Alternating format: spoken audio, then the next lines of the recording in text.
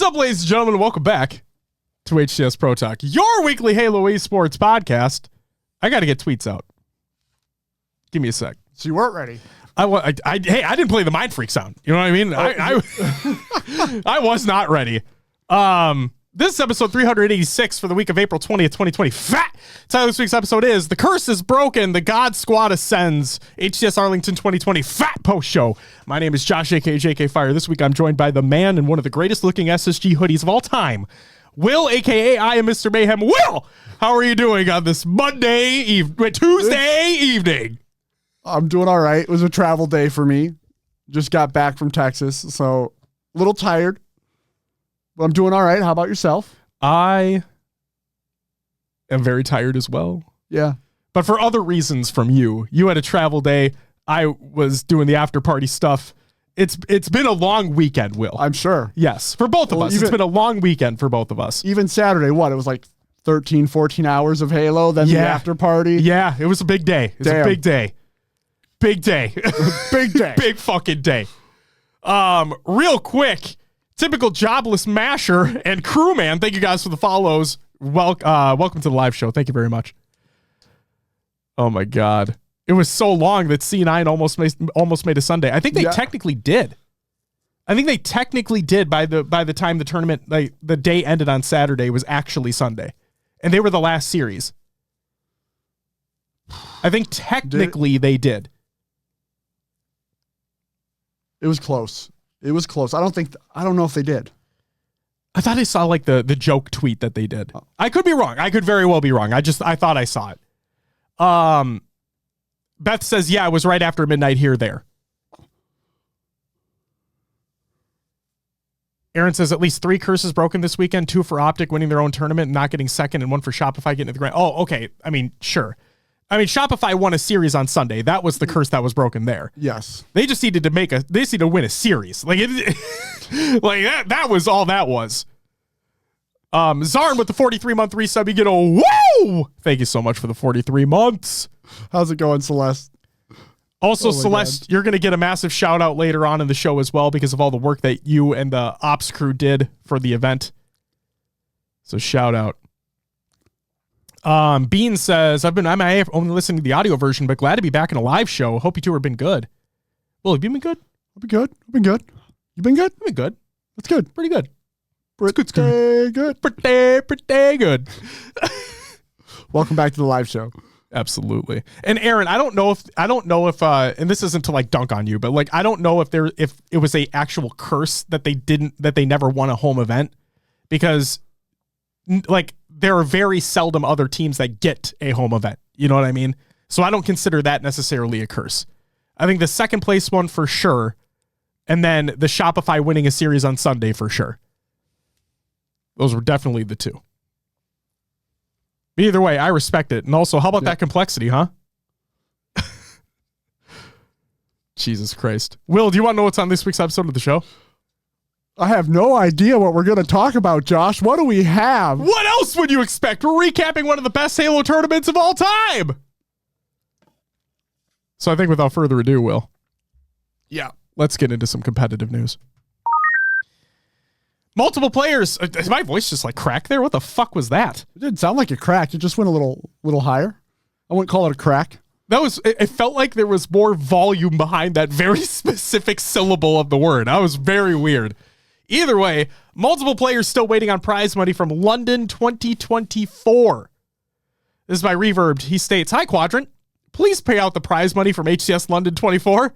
It's been 10.5 months of on and off follow-ups and still nothing. I can't follow up endlessly on this, nor should I have to.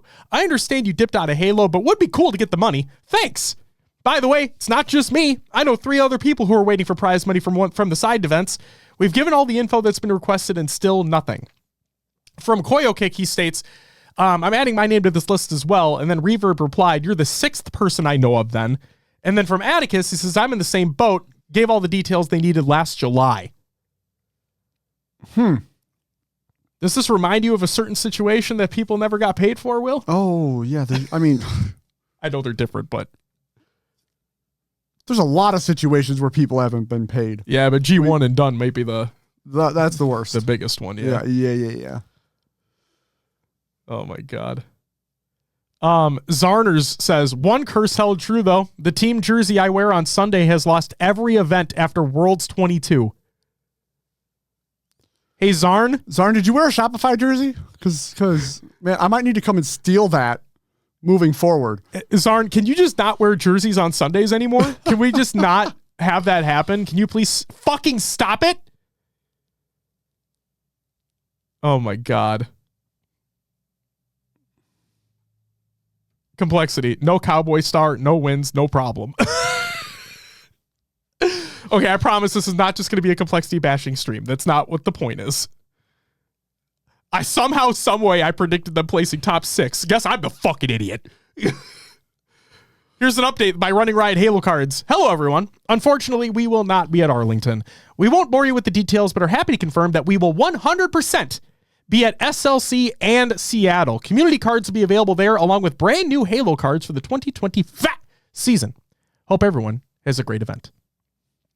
So there you go. If you're looking forward to Running Riot Halo cards to return, it'll be in SLC and Seattle.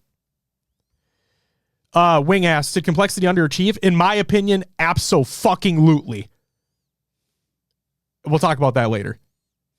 Will, do you believe they underperformed? Did they underperform, or did they perform how we expected them to? Like I know you had them top 6. And again, I don't want to be an asshole, but like that was just based off how my bracket played out. Right. You had them correctly placed in 9 through 12, by the way. I think based on the players on that team, I would say they underperformed. Again, things got a little weird with Optic. Yeah. Right? Yep. That could have changed the bracket completely for a lot of teams. I think I think they need a lot of work. I agree. Verb, on Friday, Complexity were looking like a top 6 team. Hey, Verb, was it that or were SSG looking like a top 6 team? I have thoughts, Will. Oh, I think I'm with you on those thoughts. Yeah. Yep. We'll talk about them later. New Pick'em feature coming. This is by Halo Data Hive. They state, tried my best to get the new Pick'em feature ready for Arlington, but just missed the mark. Here's a sneak peek instead. Pool play, bracket play, and Pick'em leaderboards. It is coming #soon, and it will replace the current predictions page over on Halo Data Hive. Okay, so keep that in mind. Next up, from Jeremy Steves over at Shopify Rebellion. Shopify booth updates. And this is in a reply to Sin, if I'm not mistaken, where she was not asking about booth updates. Yeah. But we got this anyway. And he states, we won't have a booth activation for DreamHack, unfortunately, but we will for the rest of the year and are working on something special for Worlds. Awesome. And I'll talk later about the booth at Arlington. Mm-hmm. I don't know why I couldn't think of the name, but yeah, I'll talk about the booth they had at Arlington a little bit later. Hell yeah. Limited edition LVT shirts potentially going on sale later this week. This is by LVT. And they state they will likely go on sale online this week. So for those who don't know, at Arlington, they had a LAN exclusive variant of their community grassroots broadcast shirt. Yes. That thank you to you and Riz for grabbing one for me. I appreciate it. And so, yeah, if you missed out on your opportunity to get them, the stock that they have remaining should go online later this week. So stay tuned for that. Speaking of merch, Nemesis merch is coming soon. This is by Kuba, and he states, this week I've had hundreds of people asking about the jersey and Nemesis plushie. Both will be releasing for sale ASAP.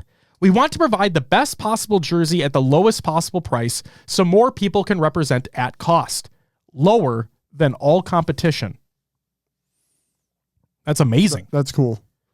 A little weird coming from the business side of things that they're not going to make money on their jerseys because, you'd think you'd want to sustain your org.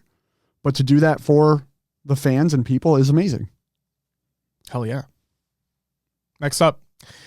Future Women of Halo plans. This is by many. From Jen. What would be dope? I'd love to host a Women of Halo 4v4 and get all the major HCS orgs to, quote, sign a lady squad to represent them for the tournament. Like a Women of Halo and HCS Showdown one-dayer. And then Tashi replied and says, chat with Div. We will help however we can. It's a cool idea. It's fucking awesome. And then also, this is from Celeste. The ladies and I are excited to be back on our grind and are working hard behind the scenes right now. This summer is going to be filled with a lot of fun Women of Halo things. And that was a quote tweet of a tease of one of the new maps that's being made for them. So cannot wait to see what that is going to be. And then finally, the final competitive news story that we have. LVT teases an Arlington open bracket documentary coming soon. This is by LVT and James Clark. So yeah, go check that out. A little short video in preparation for the real thing coming soon. So cannot fucking wait. It's going to be a great time. That's it, Will, for the competitive news. Which means, what do we got next? Rostermania! Couple pieces of Rostermania, one right before the event, one right after the event. First up, Z10 Esports. They signed the Pippa roster just ahead of Arlington. If you don't remember, that's Jimbo, Chick, Mighty, Sika, and Chronozer is the coach. And Vactor as well. Yes. So they were actually picked up right before going to Arlington. Great to see these players get some representation behind them, and hopefully everything's on the up and up with this org for these players. Absolutely. Don't need any more of that org drama going on. Yeah. We don't need more ITBs, you know?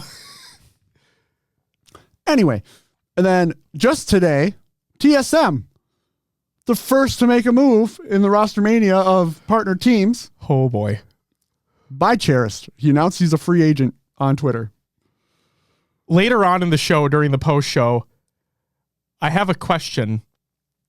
I forget if I actually included in the show notes or not. I'm going to briefly take a quick look. Okay. Give me 1 second. Searching.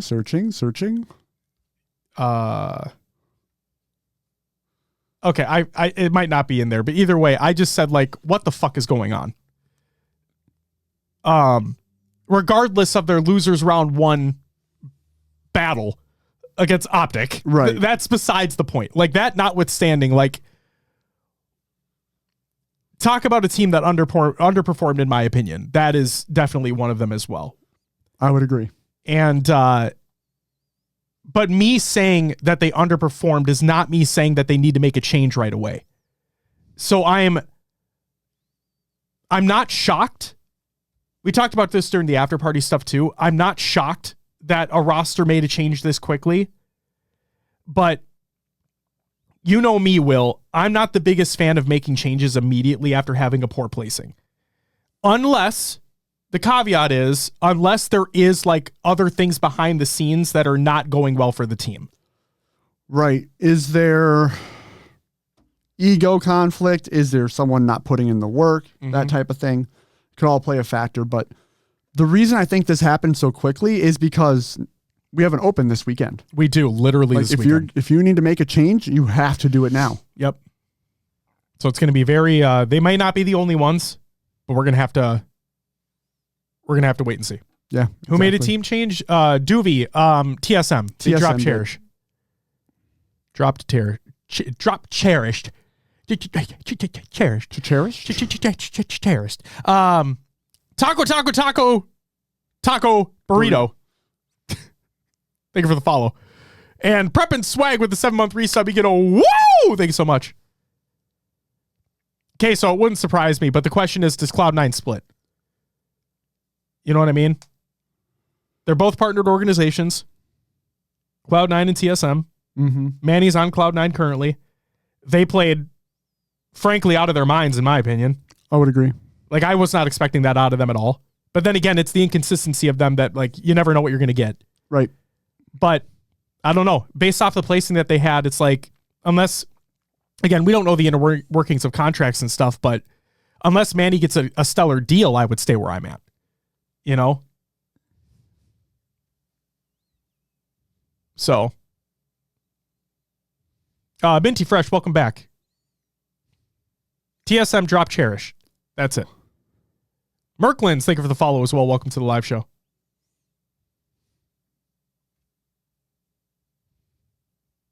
All right.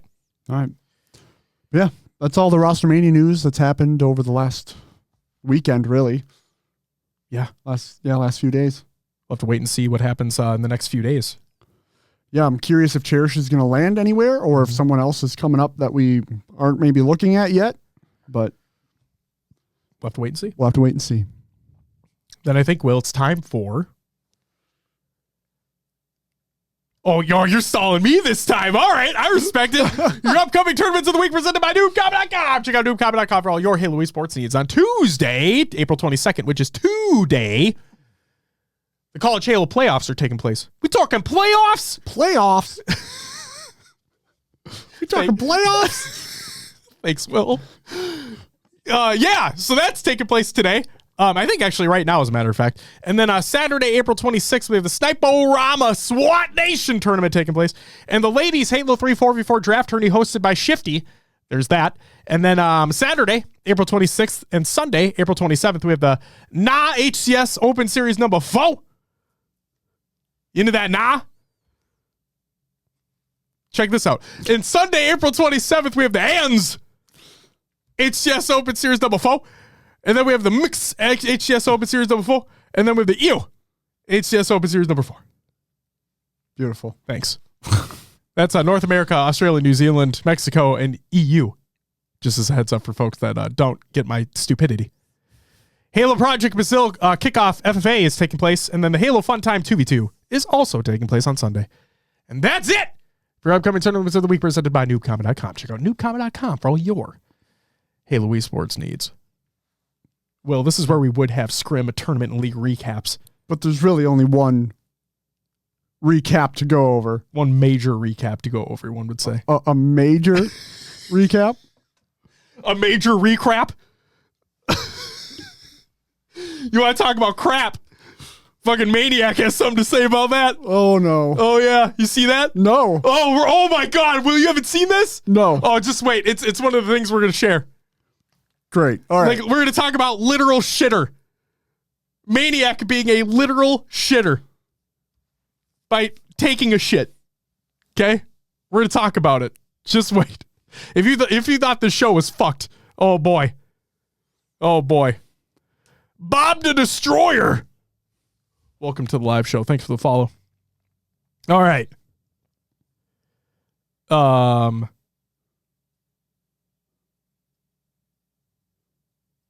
Okay. Good? I think so. Yeah, I was just making sure. Okay. It's time for our HCS Arlington 2025 post show. Will. Yeah. Let's kick things off with some FFA and side tournament results. Would you like to read through these? Or do you want to go back and forth? I got it. Go for it. Do it up. For the FFA, 8th place went to Envor, taking home $100. 7th went to Camp, taking home $125. We have Command Station in 6th, taking home $150. Gunplexion in 5th, taking home $200. Magico in 4th, taking home $425. Maddie, Passion United, in 3rd, taking home $800. Ninja Dilly in 2nd, winning $1,200. And your FFA champion is the Spectre, taking home $2,000. Congratulations to him. And congratulations to Maddie on taking 3rd. Oh, no, back and forth. Got it. Go ahead. Oh, it's up to you. No, go ahead. We'll go back and forth on these. Okay. Do you want me to just take day 1 and you'll take day 2 then? Perfect. Cool. So for the side tournaments, on day 1, we had the 1v1 showdown. 5th through 8th, I apologize, was Skater, Noble, Takedown, and Command Station. In 3rd, 4th, we had Driven and Dizzy. In 2nd, we had Furiously. And 1st place, taking home $1,000, was Goober. Then in the Halo 3 2v2, in 2nd place, we had Professor and Dotus. If I mispronounce, I apologize. Taking home $300. And in 1st place was Invincible and Bob, taking home $700. And finally, on day 1 was the Halo 5 2v2. 2nd place went to Suspector and Scion, taking home $300. And in 1st place was Tracer and Vistatron, taking home $700.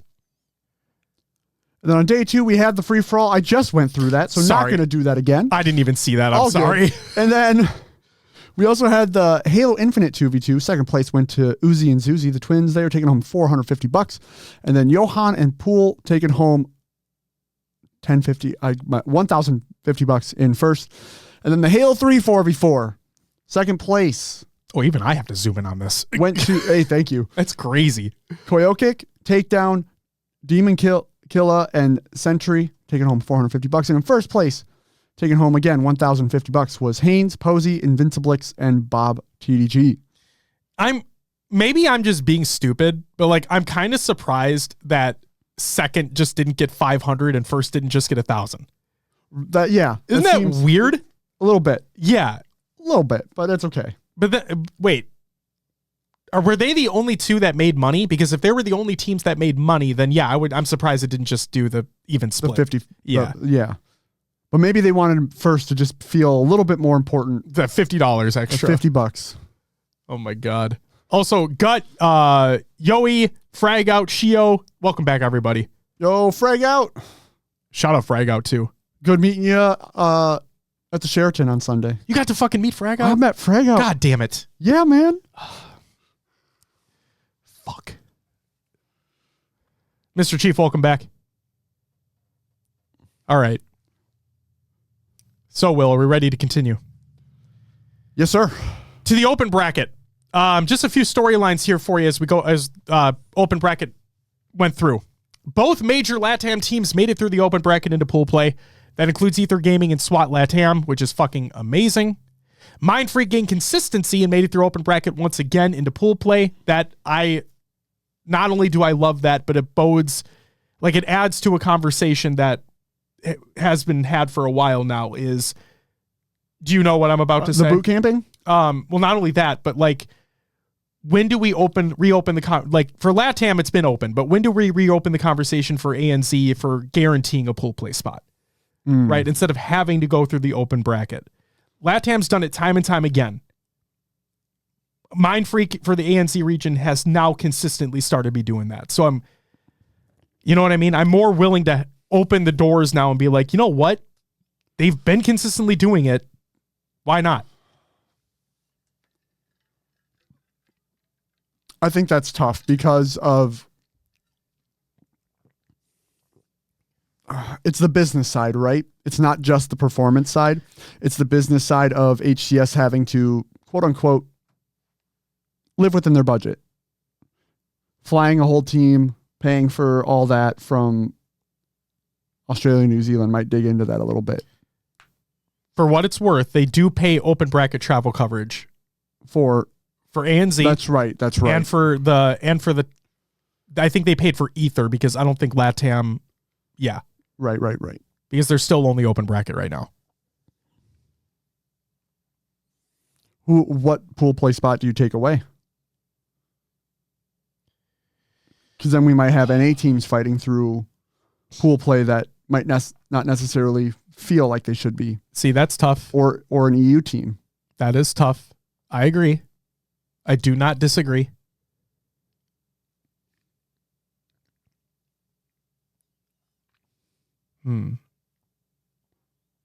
Yeah, I wouldn't know what spot to move.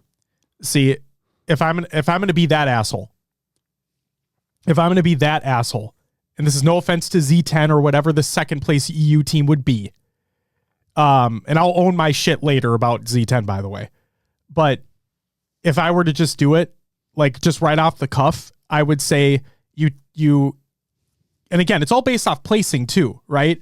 Because like if an EU team places well enough, like Nemesis did, I mean, then again, for DreamHack, it's only the top 4. But either way, I would guarantee one for each region. I would guarantee one for EU. I would guarantee one for MX, and I'd guarantee one for ANZ. And then, honestly, you would just have to take another one away from NA. You would just have to take like whatever that. The last, like the second in points. Or whatever. Whatever that last one tends to be. Like they just have to fight through open now. Yeah, so I think they go by, right, like the qualifier, and then it's HCS points after that, right? Mm-hmm. It's seeding, qualifier, points, I believe. Right, because top 4 from like Arlington lock in for DreamHack. Correct. And then it's... But I think it's typically top 6, right? I think it's top 6 from the major moves on to the next major. Because I think. Chat, correct me if I'm wrong. And Will, correct me if I'm wrong too, if you know. Either way, I would agree that like that last NA team would be moved down. But then we might not see some of the community. We might not see some of these teams make it through open bracket. It is that give and take, right? Yeah. Yeah.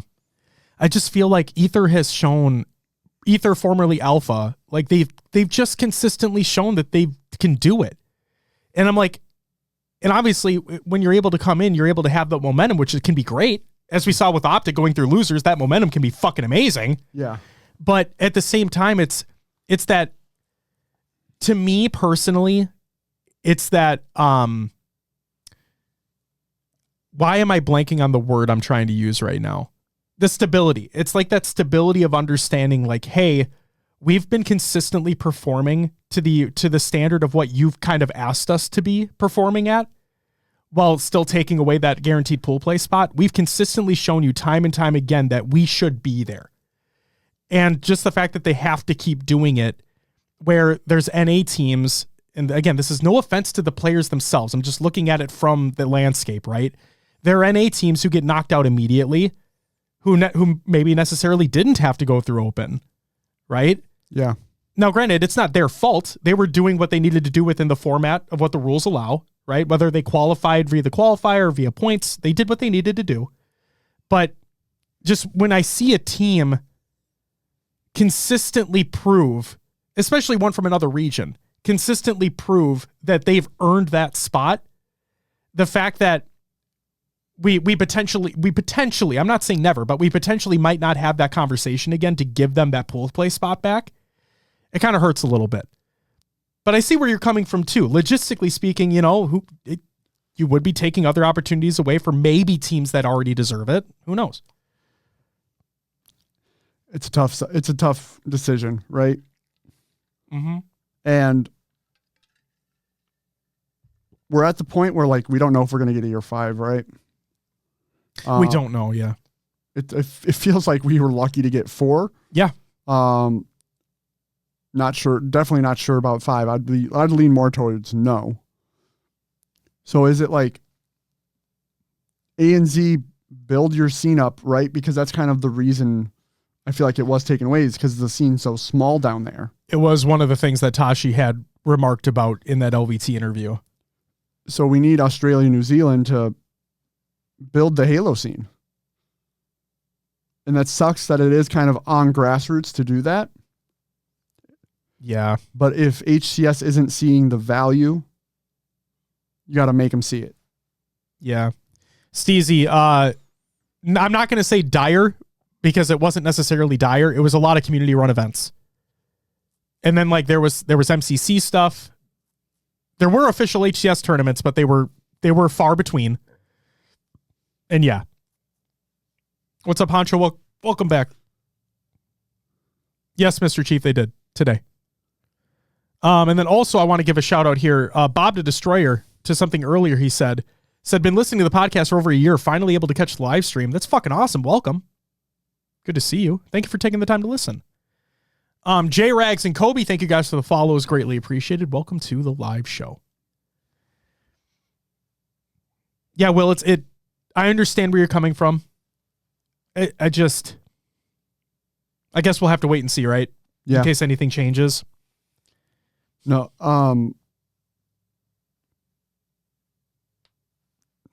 Yeah. Like I just talked about, it's hard, right? It is. I feel like now's the time that the Australia, New Zealand team needs to get into gear to build it up before the next game comes out, so that when it does, they can be looked at by HCS and hopefully gain those spots back. Absolutely. Fragout brings up a really valid point here. Visa issues could also be a problem. That is a very, very good point that I'm an idiot and did not take into consideration. That is another, yeah, great point. Also, I want to add, we'll talk about the team overall in a little bit, but I'm now going to assume that, or now I'm going to take the words at their value, and it does sound like Druck's visa situation has been resolved because he was in Arlington competing. He was there. So there we go. Again, we'll talk about TSM later. And then finally, the last pool open bracket thing I wanted to just quickly say was the community darlings Dark Inside made it through the open bracket into pool play once again. It's a good time for this.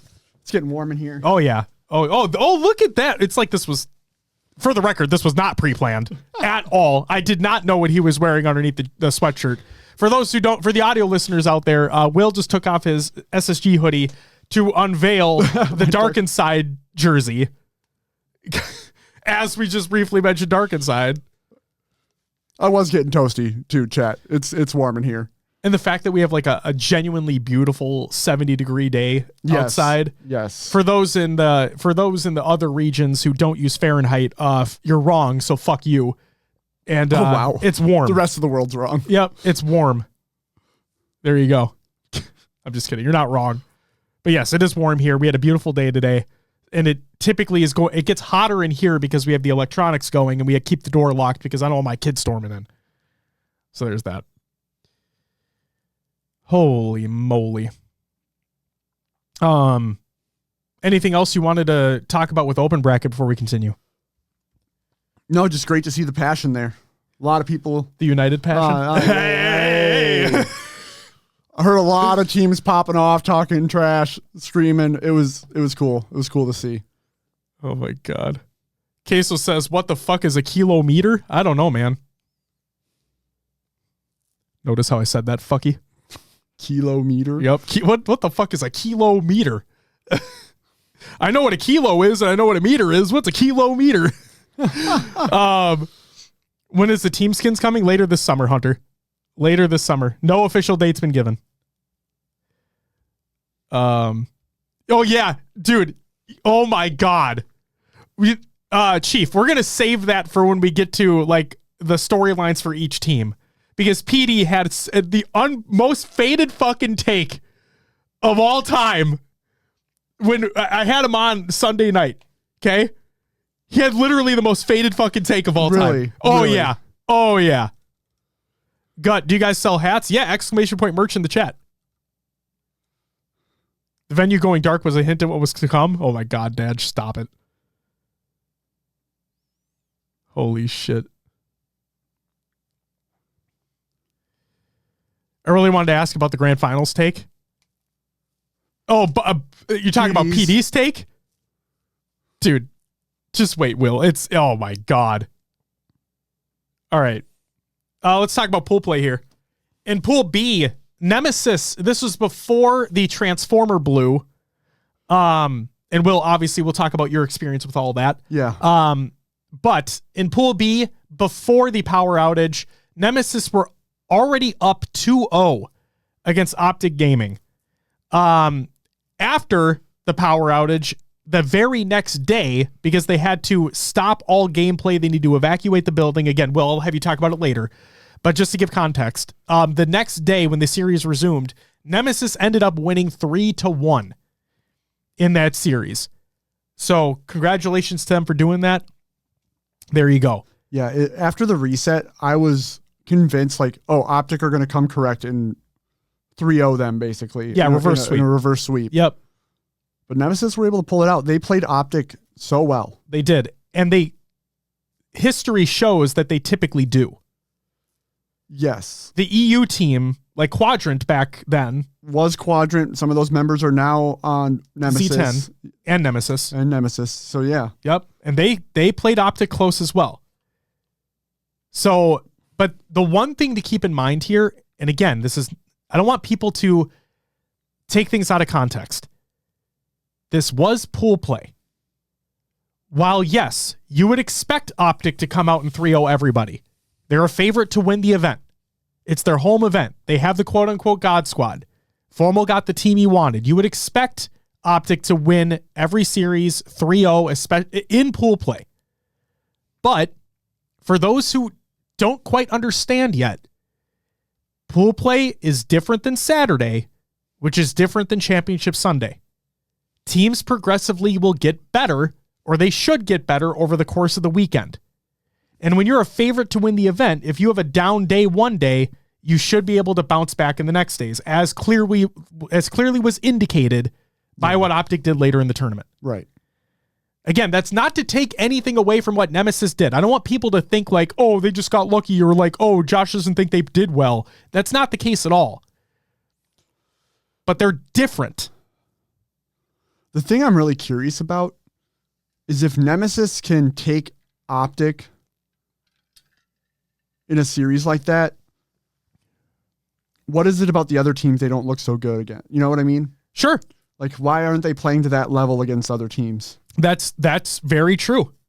And the other thing is, and I love this. I fucking love being able to say this. I got folks doing it with me over the weekend as well.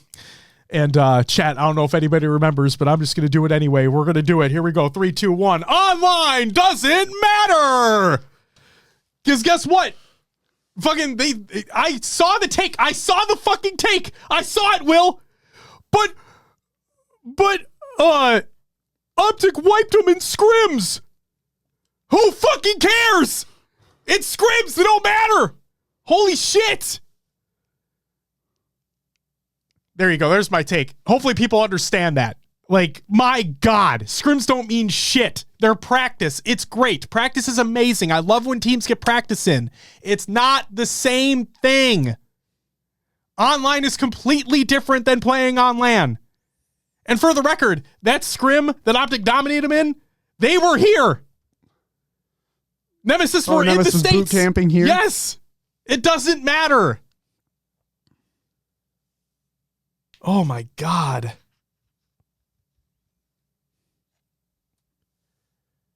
And Pool C. I'm going to move on. Talk about another series that had to stop midway through. And this is one. This was the one where I'm like, guys, what the fuck is going on? And again, this is nothing against Z10. Even though I had them getting knocked out of pool play. This isn't about that. I will own my shit. Trust me. Yeah. But when I looked on paper, TSM, in my opinion, should be the better team. Yes. So Z10 were up 2-0 against TSM in pool play. Again, it's pool play before the power outage. The next day, when the series continued, Z10 beat TSM 3-2. So TSM took him to a game 5, but in the end, it didn't even matter. Shout out Lincoln Park.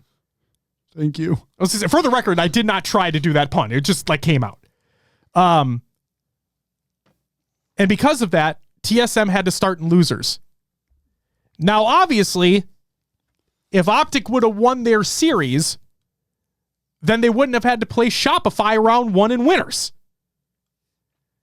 And then lose. And then have to play TSM in losers round 1. Yes. Okay? I get it. TSM wasn't anticipating to play Optic in losers round 1. I get it.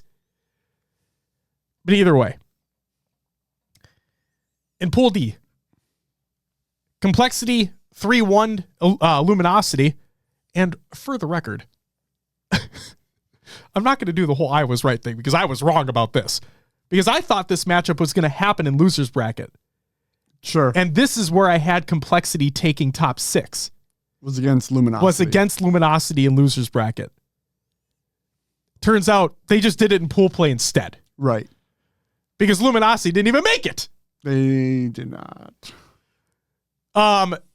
One of the series that I'm not going to say scared me, but definitely made me anxious was the SSG going up against Complexity series. SSG ended up winning the series 3-1. But series score does not dictate how the series goes. Those games were fucking close. Like, I think only one of them wasn't. But most of the series was very, very fucking close. So we're just going to keep that in mind. Okay?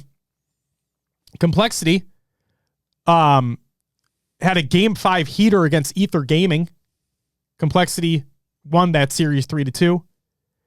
And then Ether Gaming basically eliminating Luminosity from the tournament because that's exactly how this happened. Luminosity were already going 0-2 into this series. In series record, they were already 0-2 in pool play. So they were going tournament lives on the line right here. Either you beat Ether Gaming and are in the tournament, or you lose and you're out. Well, Ether also reminded Luminosity that online does not fucking matter. On March 24th, Nugget put out a tweet that said, "Piggy, you're a joke, LMAO," with a Twitch clip. Yes. Yep. It's in the show notes. You also can go find it in the show notes. Avicii replied with, "We were trolling all scrim. You're upset about one person, so you diss the whole team." Nugget said, "All you NA people talk shit about our region, but once we tell you something in your face, you start crying like little kids. Shit is funny as fuck. We'll play on LAN one day, and we'll see which team is the real online God Squad." I loved that last statement. Okay? I don't like how he's throwing all of NA in this, because we fucking praise you guys. But that last statement, "We'll meet on LAN one day." Lo and behold, who would have thought it would be the first fucking LAN of the year? And then Avicii said, "All you NA people is crazy. One person made a comment about y'all being online, and now you're posting troll scrim stats. Real class out of y'all." So then, Ether won.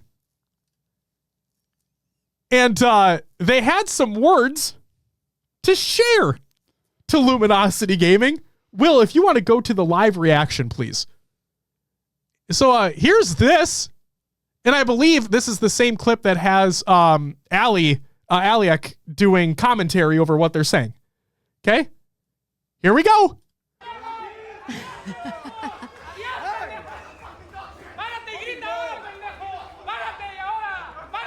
Stand up and scream. Stand up and scream. Stand up now. We're the fucking onliners. We're the fucking onliners. Who's cheating in this team, huh? Who's cheating? Go back to open bracket, Jackson. So there you go. Go back to open bracket. You go back to the topic screen. So that happened. And Nugget went on Twitter and said, "GG's LG, guess who's the real online roster?" Again, ladies and gentlemen, online doesn't mean shit. All that matters is if you fucking show up on LAN. And Ether did. There you go. Chief, they did say it in both languages. Jesus Christ. Jay Blazer, thank you for the follow. Welcome to the live show. Will, shall we go through the pool pay results here? Yeah. Would you like to kick us off? In Pool A, getting eliminated was Dark Inside, going 0-3. Going 1-2 was Infamous. 2-1, Cloud9. And 3-0, Shopify Rebellion. In Pool B, getting eliminated from pool play was SWAT Latam, making it from the open bracket. They went down 0-3. And third was Gen G, going 1-2. Optic Gaming taking second, going 2-1. And Nemesis, because they beat Optic Gaming, they take it 3-0. In Pool C, we had Mind Freak getting eliminated. TSM going 1-2. Zero Tenacity going 2-1. And FaZe Clan going 3-0. FaZe! And then in Pool D, Luminosity. A little shocking to me, to be honest with you. Going 0-3. Ether Gaming going 1-2 in third place. In second place, Complexity going 2-1.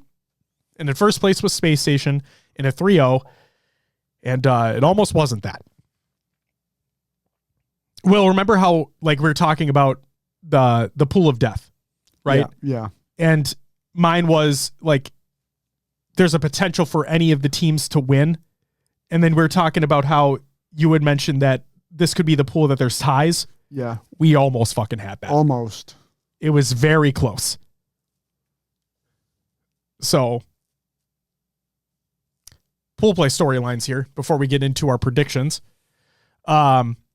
In Pool B, Nemesis beat Optic 3-1, even after the power outage in the series needed to continue the next day. Congratulations to them. They fucking earned that. And I'm not going to take anything away from that. But again, what I want people to understand, and again, Nemesis played well throughout the rest of the tournament, to be honest with you. They just hit a wall at the end. It is what it is. That wall being green, and that wall going on to win the fucking event. Yeah. But that's another indication, ladies and gentlemen, that pool play, yes, every team is trying to win. That's not what I'm getting at. but the level of gameplay that you see from a pool play to a Saturday to a championship Sunday typically gets better. Like that level typically rises as you progress through the tournament. And Optic were like probably the biggest clear indicator of that, or SSG last year at SLC. Like they're a clear indicator of that. So please just keep that in mind. I'm not going to take anything away from a team winning, but there is context to these things. What's up? Oh, just catching up on chat. Thank you guys for hyping up the merch. Glad you love it. Sorry. No, it's okay. In Pool C, Z10 proved me wrong. Straight up. They beat TSM 3-2 and ensuring they continue into bracket play, which is something that I did not predict. Will was spot on. I was not. So congratulations to them. I'm never going to take a win away from a team. And I will own if I'm fucking wrong about something. And that I was dead wrong about. As with most of my predictions, by the way. Will, check that out later. It was a rough one for both of us, man. I'm saying you did way better than me. In Pool D, Luminosity, while keeping a few games close within pool play, failed to get any momentum going, failed to win a series, and failed to proceed to bracket play. Either qualify for pool play and beat Luminosity 3-1 to guarantee third in their pool and proceed to bracket play. And yes, Ether are not big fans of the boys on Luminosity, as we clearly saw. Complexity came out swinging, keeping games very close with SSG and winning their series against Ether 3-2, guaranteeing second in their pool.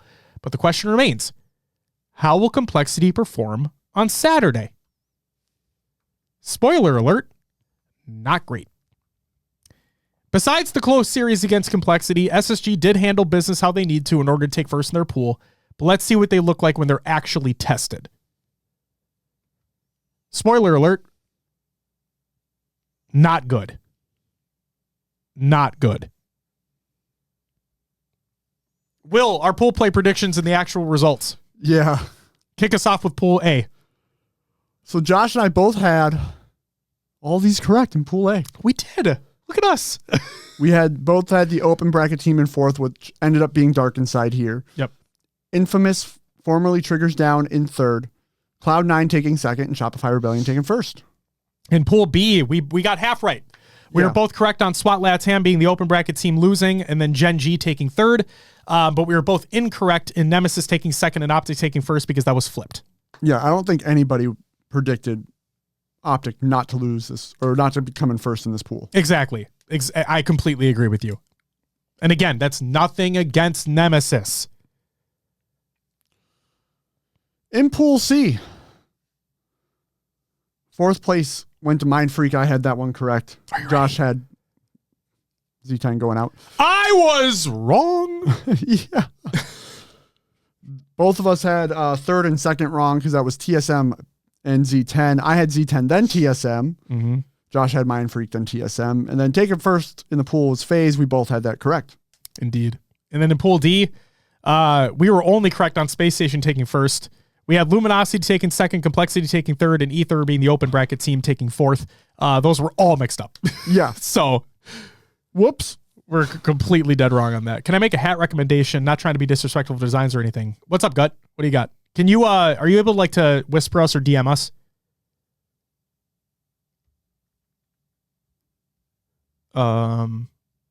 Okay. Some bracket play series here, Will. Moving on to the bracket, I guess you could say. Or is there anything else you want to talk about with pool play? I'm sorry. Anything stand out to you? Anything of I wasn't expecting that one. Besides Nemesis, obviously. No. Nemesis was the big one. I don't think there was anything else. I guess the way Pool D shook out with Complexity getting second in the pool. Yeah. Luminosity not winning a series. Yeah. That was tough. Very, very tough. But yeah, that's about it. All right. Moving on to bracket play then. In the winner's quarterfinal, Nemesis beat Cloud9 3-1. Again, Nemesis just kind of staying on their heater and just keep it going, right? Mm-hmm. FaZe sent Complexity down to losers 3-0. SSG sent Z10 down to losers 3-1. And Shopify sent Optic down to the losers bracket 3-2.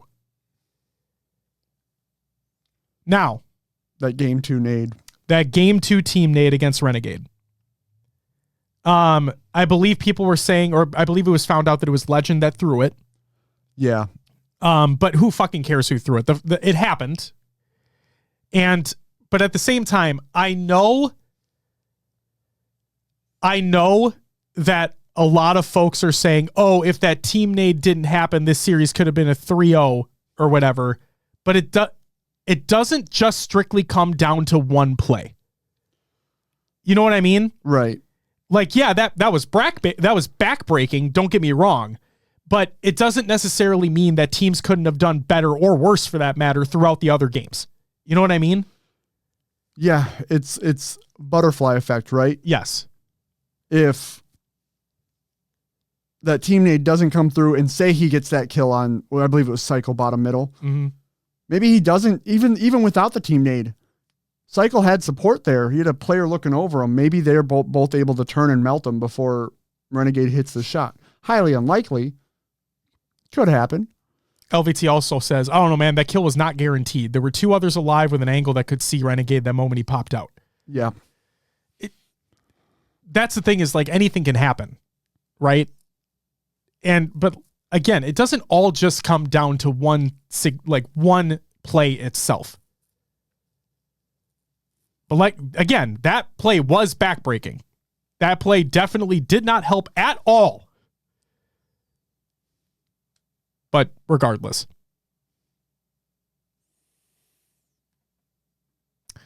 But yeah, if there's a series that people should go watch, 100% go watch that one. Because that was fucking insane. And if that was any indication of what could happen later on in the tournament, if these two teams were able to match up again, spoiler, they do, we're in for a fucking treat. Yeah. Losers round 1. Again, I don't think TSM expected this to happen, but they did go up against Optic in losers round 1, and Optic whooped them. Optic 3-0 TSM to send TSM home with a top 12 finish. And we'll get to storylines later. I just want to get through these. Cloud9 eliminating Ether Gaming from the tournament 3-2. Again, a very close series. Go check that out. Infamous eliminating Z10 from the tournament in a 3-2 fashion. And then the Game 5s don't stop. Gen G eliminating Complexity from the tournament 3-2. Now, why is that significant? Gen G wins in a reverse sweep. You may be asking yourself, again, why is this significant? Who cares? Gen G has Breaking Shot. Breaking Shot used to be on Complexity. Complexity dropped him. Breaking Shot has words.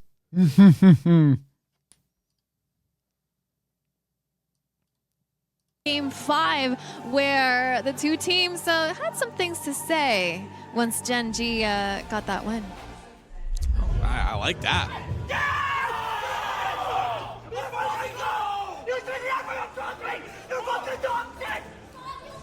I like a player. Ooh, he's angry. Oh my God. Yeah, the thing that kills me about that clip, the thing that I love probably the most about that clip, is the fact that his voice fucking squealed too because he was screaming so hard. Yeah. You know he was fucking fired up. Oh my God. So that was, just fucking awesome. That was just fucking awesome. Quick restroom break. Sounds good. You go for it. Will's taking a little potty break real quick. He'll be back momentarily. Oh my God. Oh yeah, big fan of Ether over here as well, Shred. Big fans as well. The amount of hours I've spent looking at Halo stuff is disgusting. No, it's all fucking amazing. What an amazing tournament.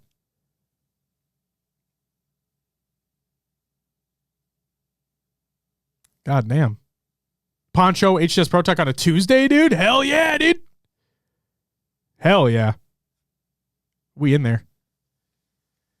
Beth, you are like...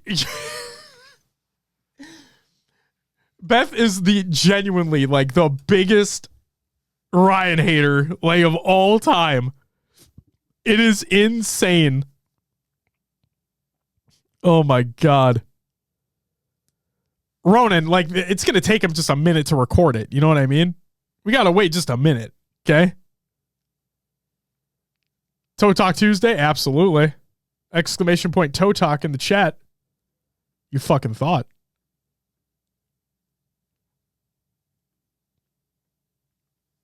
God damn. Supposedly Formal has some stuff to get out of his chest in stream tonight. Good for him. I hope he takes the opportunity. Obviously, I hope it's all okay. Like, I know that he was on, like, pun notwithstanding. Like, I'm glad him and his team were on cloud nine after that win. Like, you could literally see the relief off of Formal's face. Like, you saw the relief on his face when they eliminated Nemesis from the tournament. Like, I'll share that as, like, I don't have the clip. I should have gotten the clip. I'm sorry. But, like, it'll forever remain entrenched in my mind. It was such a, like, holy shit moment.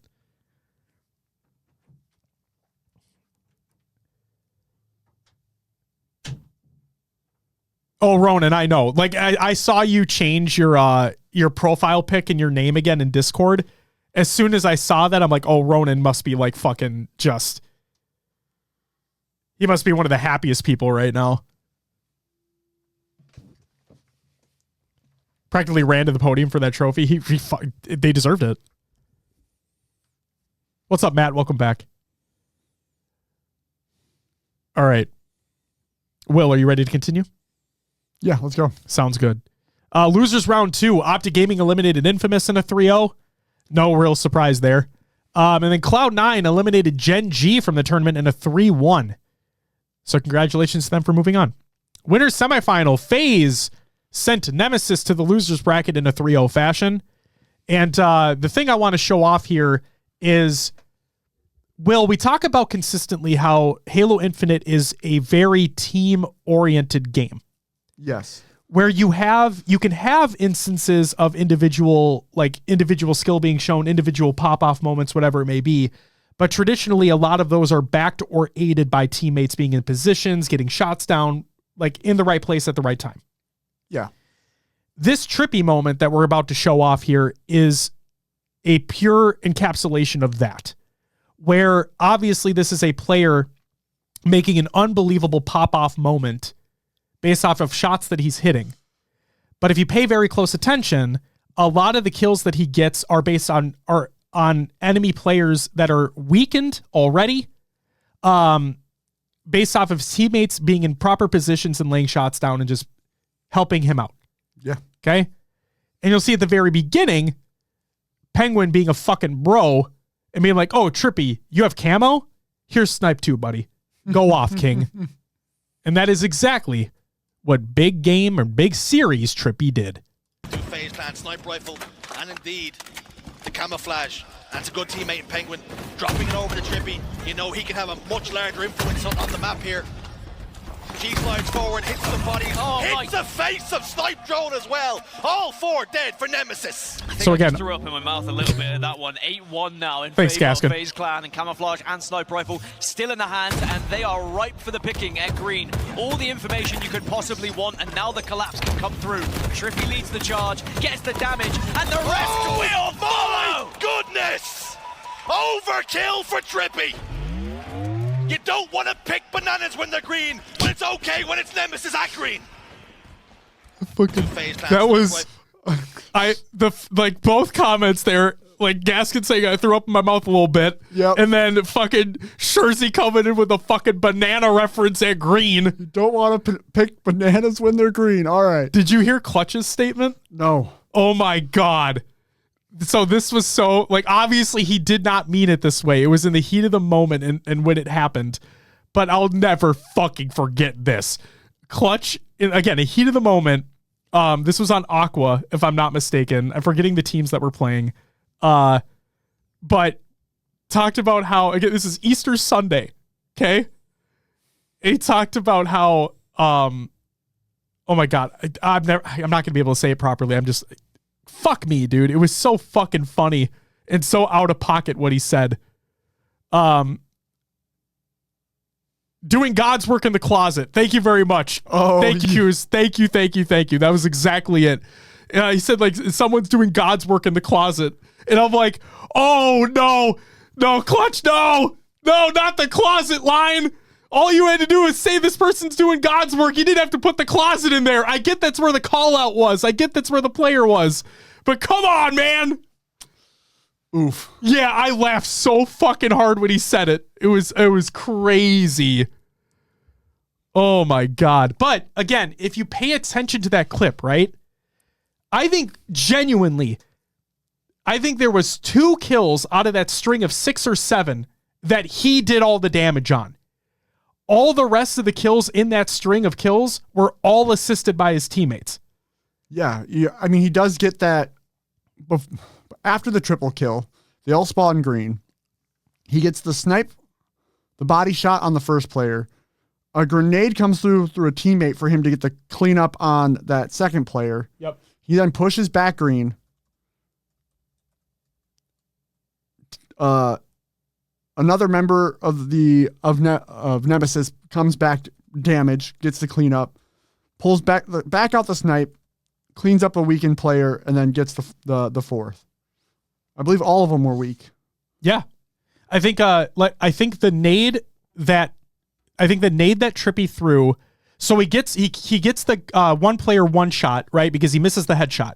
He gets the 1 player 1 shot, throws a nade. He kills him. That was full damage by him. But 2 or 3 of the other players in that situation were already weakened. But again, that's nothing against the play. The play was remarkable. The play was phenomenal. It ended in an overkill X term, right? Yeah. But again, Infinite is such a team-oriented game that this is why I consistently say to folks, don't just pay attention to stat lines at the end of the day. Watch the games, right?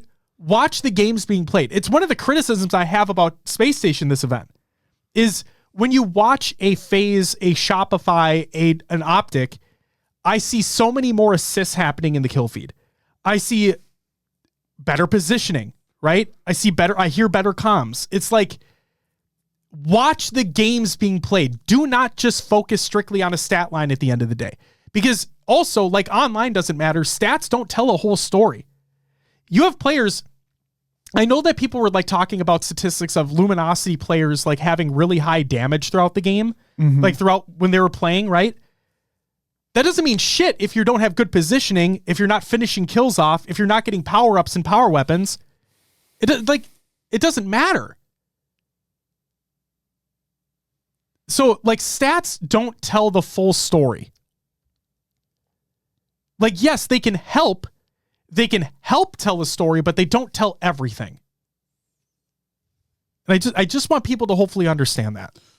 Yeah, you bring up the SSG assists and positioning, and that's something we can definitely get into. There seems to be like there seems to be like a hesitation in their gameplay. That's the only way I know how to describe it.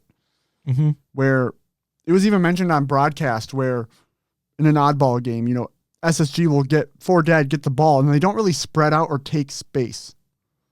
They're too close together. And I think they'll benefit a lot from watching what happened in this tournament. Who are you talking about? Space Station. Okay, because there were times where I felt they were too spaced out and they weren't in positions to help each other. Both can be true. Like, both instances probably happened during the event. Yes, it's one of those things where, like, you get 4 dead, you know where they're going to spawn, and they don't pressure the spawn like other teams do. Sure. They don't keep them in that spawn. They give up some position or give up some map positioning or space on the map that could be denied and make a push for the enemy team be just longer from getting a player or 2 dead during that initial push, or they could stagger them at that point and be able to rotate. Because I saw a lot of that happening. Like, you get a couple players dead off their break. Well, now they only have 2 to push your, say, 3 if they trade 1 out. Yep. I think Space Station could benefit from a little bit more pressure on some teams. And I think they clearly see what they need to do. Yeah. Yeah, Gut. Cosmic didn't mean that at all. Cosmic meant that, like, he didn't say assists don't mean anything. He says assists don't mean nothing, as in they do mean something. Yeah, Cosmic meant nothing bad by it. Like, assists do tell part of the story. Yeah, Steezy, I watched APG stream as well.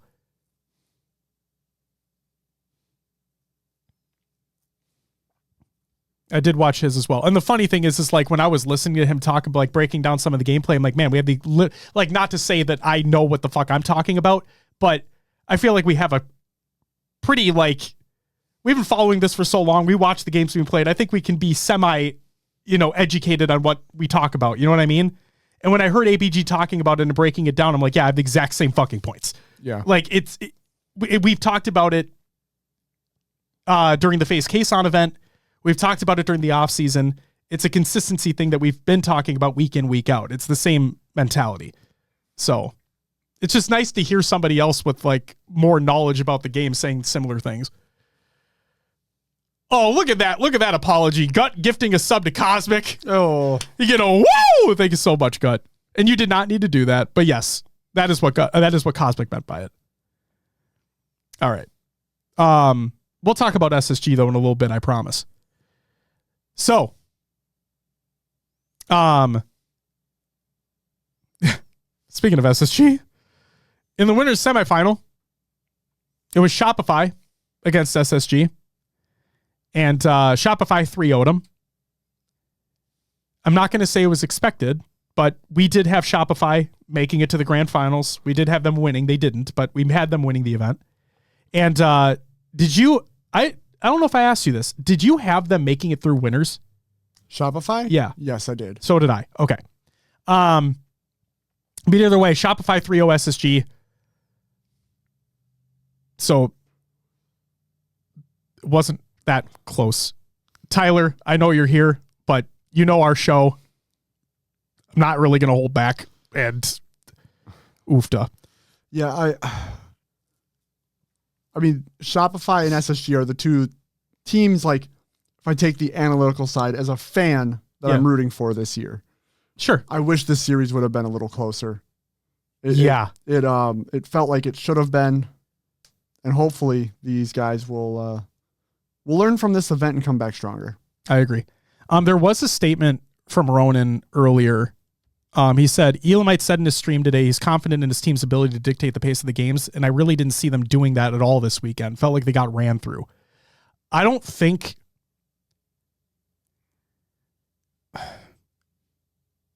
Okay. Just hold on a minute. Where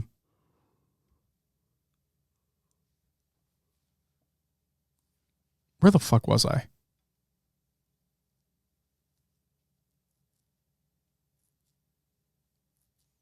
Hold on. I'm missing something, I thought. Give me a moment. Okay. That's what I thought. I am incorrect in my statement earlier. That series against Shopify, again, I knew I was fucking misremembering something. This is why I write things down, right? The one against Shopify was relatively close. Okay? Yes, it was a 3-0, but this is getting back to the point, and this is why I need to correct myself. This is why series score doesn't dictate what the series, like what happened in the series. Yeah. Right? Games were relatively closer in that series against Shopify. Okay? Yes, they were. I just wish that series went to a game 5. Yeah, I agree with you completely. So then, in the loser quarterfinals, we had the rematch that I don't know if people were necessarily expecting, but since Optic were in losers round 1 from the tournament, they eventually this was going to happen. So, I mean, if the bracket went this way, obviously, teams could be on opposite sides. But Optic went up against Nemesis again. And this time, because again, guys, there's levels to this, right? There are levels to this. Just because something happens in pool play doesn't mean it's going to happen throughout the rest of the tournament. Optic are able to defeat Nemesis 3-2 and send Nemesis home with a top 6 placing. And the look on Formal's face when this series was over, he gives they get up, they give the fist bumps to the team, right? As Formal's walking back, I will never get this vision out of my mind. as he's walking back, again, this is like game 5. Mm-hmm. As he's walking back, you just see him look up and just say, fuck. Like just that relief, like that so many mixed emotion of like, what the fuck just happened to, oh my God, we did it. You know what I mean? Yeah.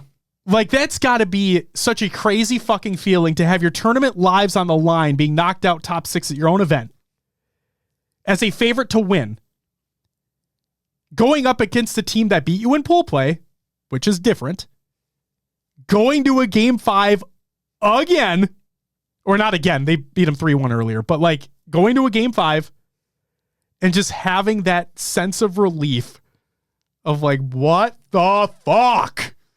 This series, when they got to that game 5 and maybe even the prior game before, Renegade was like, I'm not going home. And he turned up and he looked scary. Yeah. And that's the point I'm like, oh, maybe they'll complete this run and win it all. Yep. This was the matchup where it's like, oh, something just happened. They turned it on. This is going to be a hell of a run for them.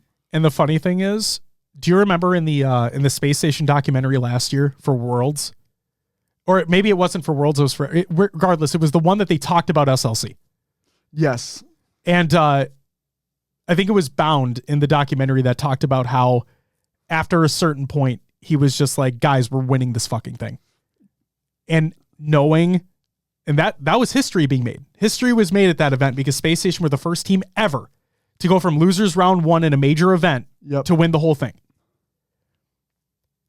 And the fact that Bound and Legend are on Optic and the same exact fucking thing happens. Yeah. I can only imagine, like you said, I can only imagine what those two were saying to Renegade and Formal after that game 5. Like, I could only assume what was said to them we know what Legend said at the end of game 6 in the grand final reset, but I can only assume what's actually said at the end of that game 5 against Nemesis. Because, yeah, only one other team had done it before, and before that, no team had done it before. Right. So, just crazy. Vegito, thank you for the follow. Welcome to the live show. Moving on. Okay.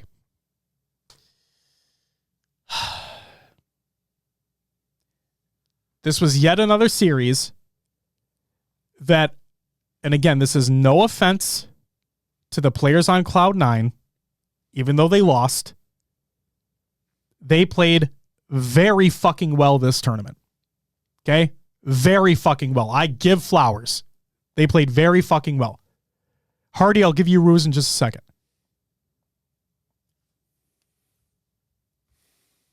But when you are able to take SSG to a game 5,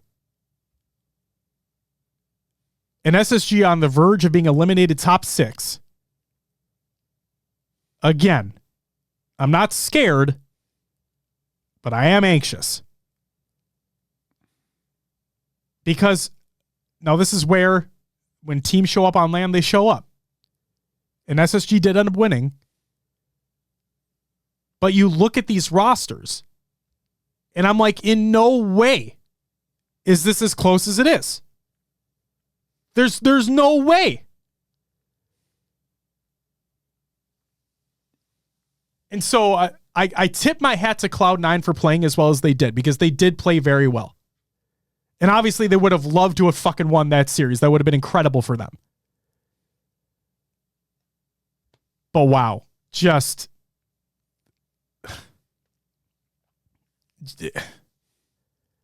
I was hoping, and I've no dog in this fight. I was just hoping that that SSG would be more dominant in that series. Hardy, you're getting your fucking woos. Thank you for the 2 gifted subs. You get a woo-woo! Oh, Freezy himself in chat. Welcome, welcome. What is going on? Saw the after party DJing shit you guys were putting on. It was fucking awesome. Good on ya. J-Rags, Josh, thoughts on Eco's SSG performance? Did he silence the haters or not? I hate this shit. I don't like this singling out an individual's performance because it does not tell the whole story. And J-Rags, that's nothing against the question you're asking, because I know a lot of people are asking similar questions, okay? But that doesn't tell the entire story of what happened with that team and that tournament placing. It just doesn't. And Captain, yes, we did during the Rostermania segment. So SSG are able to beat Cloud9. They send Cloud9 home in a top 6 finish. Okay? SSG they get to face the wall now in the lower bracket. Yep. And this one wasn't close at all. Now, again, Optic are on a heater right now. Okay? They can't really be stopped by anybody. There's a phrase that was used in a previous, like in one of the after party streams, like they're a freight train. Or maybe this is in Discord. I forgot who said it, but somebody said it's like they're a freight train. And I'm like, that's basically what they are at this point. There's no stopping them. And the series wasn't close at all. So 3-0 going way of Optic. Again, we want the series to be closer. It wasn't that case. SSG are eliminated in 4th. We're going to talk about all these teams in a little bit, but the only thing I'll say right now is that we did not see SSG v FaZe this event. Okay? Obviously, the two teams matched up at FaZe, like the Kason event. Mm-hmm. SSG ended up winning that one. This wasn't a major. Okay?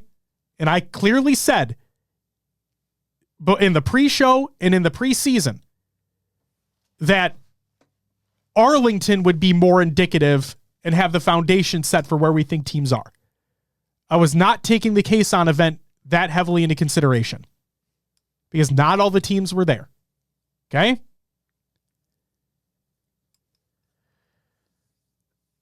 But I just need to keep that in mind because they did play at Kason. They did not play here.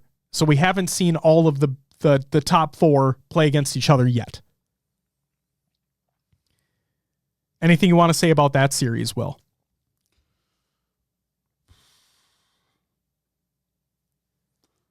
Optic SSG? Or Yeah, Optic SSG. Again, just your statement about Optic being the freight train. You know, they had that nemesis close matchup. Mm-hmm. It's like when the roller coaster gets to the top of the hill. You know, it's a little slow. Yeah. And they got over the edge, and they just took off. They're flying. Oh, dude, they're just not stopping. Yeah, so it being a 3-0 to SSG, you're right. I don't know if SSG may have been, I think they should have played a little better, but Optic was on such a heater that this is the result. Yeah. J-Rag says, Josh, I'm an Eco fan. And that, for the record, not saying you weren't. I'm just saying because I've seen that question being asked, and I'm seeing a lot of things being asked about SSG right now. And of course, I texted you, Will. Yeah. You remember that shit? Yeah. Like immediately when something happened with SSG, there was a Reddit post being like, okay, I've seen enough. They need to make a team change. I'm like, dude, come the fuck on. Really?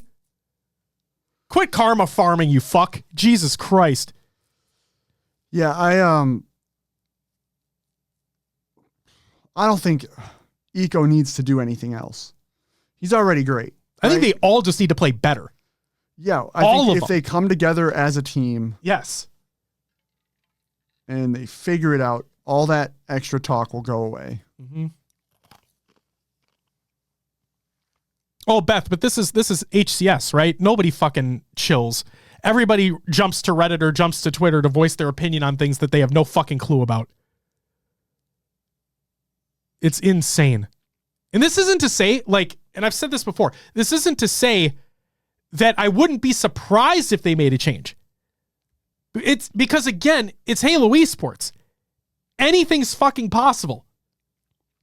We literally saw the most dominant team in Infinite break up. Yeah. Like we saw Renegade.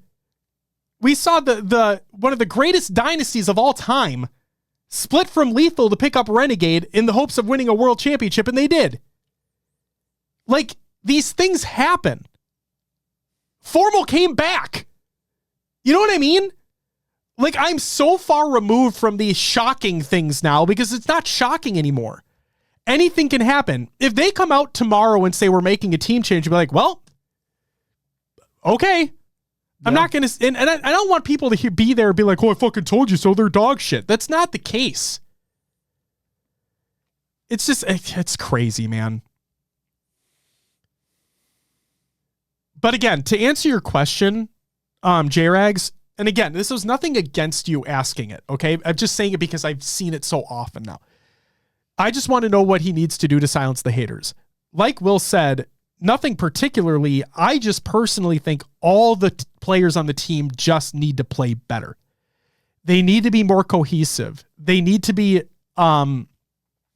they need to be on a better page with one another and understanding what plays they're going to do and how they're going to execute them.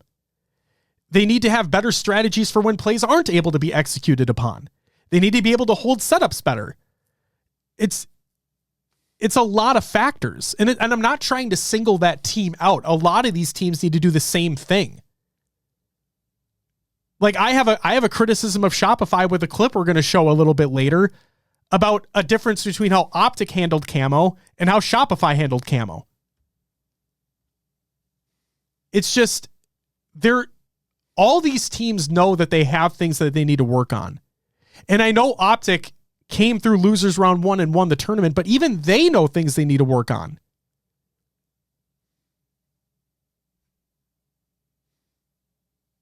Oh, Ronan, I love you and I hate you at the same time. He's being an ass. He's being an ass. Captain says, can their slow pace behind the meta now? Shopify, Rebellion, and Optic are so aggressive. I think it can be a benefit and a detriment, because my worry is, because we've seen instances at Kayson's event, right, where once they get going, they're hard to stop, right? If they can get going on a map and they can get spawn rotations going and they can have their plays, I know this is just textbook shit. Like if you can get your plays going the way they are, you're going to probably win the game. Duh. Like John Madden type shit right now. But seriously, when you see them actually click, it's like, oh, that's what we expect to see. Yeah. There it is. But it's so inconsistent in what we've been seeing from them that it's why I asked in the pre-show, Will, when are we going to see SSG, or are we going to see during the tournament SSG have a moment where that's what I was expecting to see them? And is it going to be against a formidable foe? I think I don't know for sure if Lucid is play calling IGL. One, I couldn't hear the freaking comms for listen-ins at the stadium, but we'll get to that. Yeah. But Eco should be the leader, like the IGL. Mm-hmm. You let Lucid and PJ fly around and Stellar sit back and snipe and put damage down. That could be nasty, right? But something just seems off. Like I said, hesitant on play calls, getting going, getting to spots. Something just seems a little off. Yep. Adverb maker verbs, Jesus Christ. Oh my God. There's two of them. Oh my God. But yeah, that example was Streets Ball versus Optic and Losers during a listen, and SSG doesn't have a talent problem. They just need to work together more, like Snakebite and Lucid said, be on the same page. It literally, thank you. That's what we've been fucking saying. Yep. Like I said, like, I know that we're not right all the time, but I swear to God, when we watch this shit, it's like we know what is going on. Like, we can see it in front of our fucking face. Like I said it before, and I'll say it again. Shopify and Optic are a step above the other teams right now, including FaZe, including SSG. They are a step above. They're able to do both executed very, very well. I'm not going to say perfect because they can always work on shit, but they both execute fast pace and being able to slow things down very, very well. SSG were able to do it last year. Optic were able to do it last year. FaZe were able to do it last year. Yeah. SSG right now, this very instant, feel like they're not able to do both consistently. When they're on it and they click, you witness it happen. You get to see it fucking happen. You're like, oh my God. And I hate how it's those moments that shock me because I feel like they should just be consistent in those moments. But what are you going to do? Fast Wolf, thank you for the follow. Welcome to the live show. Will, here's the clip. Oh, So in winner's final, Shopify went up against FaZe. FaZe were down 2-0 against Shopify at the time, and Suppressed put out a tweet. And the tweet states, "Nah, bro, tell me why I'm down 0-2 against Shopify and I walk toward the restroom, fucking pissed already, and walk in on Maniac. Like, bro didn't even lock the door, so I'm even more checked because I get a nice smell as soon as I open that door. Like, dog, what the fuck?" So that's an actual tweet that Suppressed put out. But it gets better. Because here's the clip of Maniac talking about that exact fucking thing. Yeah, you see such smart decision making. Guys, I might have just clutched. Why?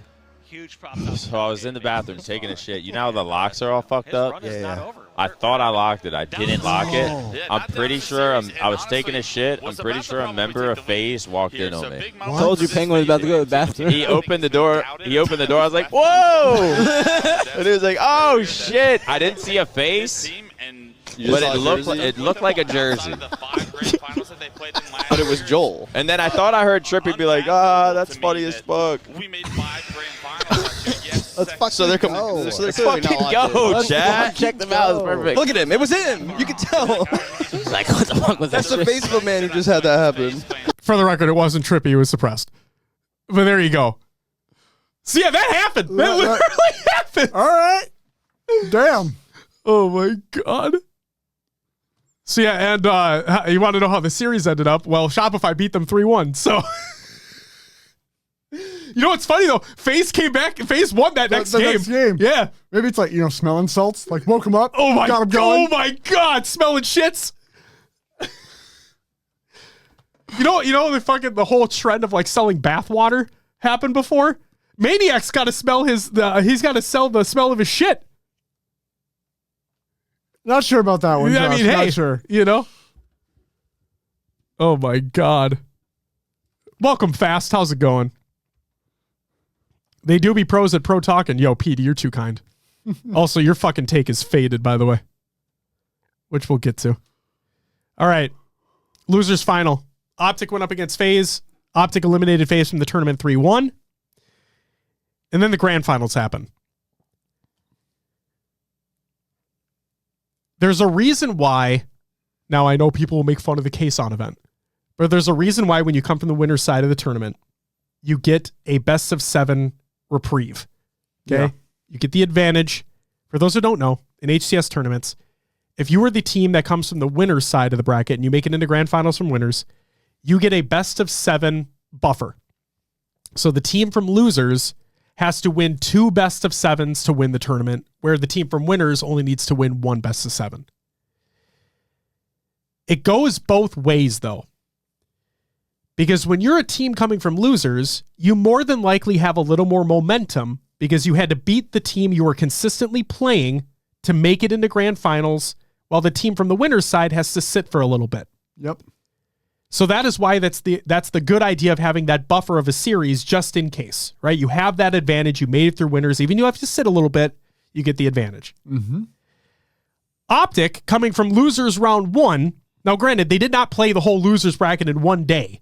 But regardless, Optic playing for as long as they did in that tournament, they were on another one. And that first best of 7, I do not know historically, lengthwise, but from what I've been hearing, that was one of the fastest 4-0s that's existed. Will, were you shaking a little bit when this? You were at the event. You were there in person. You were witnessing this happen. You were witnessing the freight train hit the last stop of the event. Grand finals, Shopify Optic. Optic are like, fuck you, beep, and then just ran through them 4 games in a row. Yeah, I sitting there watching. I'm like, okay, they need, like, Shopify needs to wake up. Something's like, some of the games were close, right? Mm-hmm. They were still close. They had opportunities. The last one was close. The CTF on Fortress. Yes. That's where I'm like, okay, here we go. They're starting to get it together. But the fact that it happened so fast, it's like, damn. Like, even Slayer Origin Game 2, right? That's been Shopify's bread and butter. Yep. I will say, everyone says it's Frosty's playground. He did not have, I know stats don't say everything, but did not have a great stat line in this grand finals when they played them earlier. Round 1 on Slayer Origin, Frosty also not great stats. Sure. So Optic did something to shut down Frosty on Slayer Origin, and it went in their favor this time. But yeah, that 4-0 came so quick. Oh, dude. That little bit of pushback at the end on that flag game gave me hope for the reset. Mm-hmm.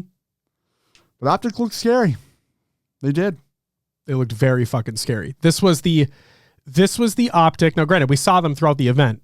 Not Friday, but we saw them throughout the rest of the event. Like, this is the Optic we expected to see. This is the one where Formal gets the roster he wants, gets the quote-unquote God Squad, the squad that the intention is to win every event, not just Worlds, but every event. They've said it multiple times. Mm-hmm. This is what we waited to see. Yeah. And they were in full force, and there was no intention of them stopping. But like you said, I think you hit the nail on the head.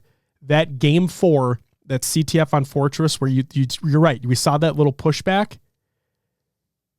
There was some hope. What the fuck? Hold on. So I roll boats. Thank you for the 2-month resub. You get a woo, and then Hardy with the 10 fucking gifted. Bro. Damn, thank you. Hardy gets a woo, woo, woo, woo, woo, woo, woo, woo, woo. Thank you so much. God damn it. Thank you. That's crazy. Have a great night, Gut. And thank you so much for ordering the hat. I really do hope you enjoy it. Thank you so much for the extra support, man. So, Will, bracket reset time. Best of 7. Mm-hmm. This is for all of it. We saw the little bit of pushback from Shopify in game 4. Optic are on a fucking freight train. Yeah. And Shopify come out absolutely swinging and have an unbelievably fast first bomb in assault on Fortress. Go figure. And now we're off to the races. What's up? Gut. Oh, what the fuck? Gut with 10 gifted as well? Jesus fucking Christ, dude. You gotta be kidding me. Yeah, like Shio said, in the words of fucking DJ Khaled, another one. Woo, woo, woo, woo, woo, woo, woo, woo, woo. Thank you so much. And he bought a hat. Incredible. Incredible. God damn it. Thank you so much, Gut. And also, Gut, I know it doesn't, it may not mean a lot in the grand scheme of things, but I want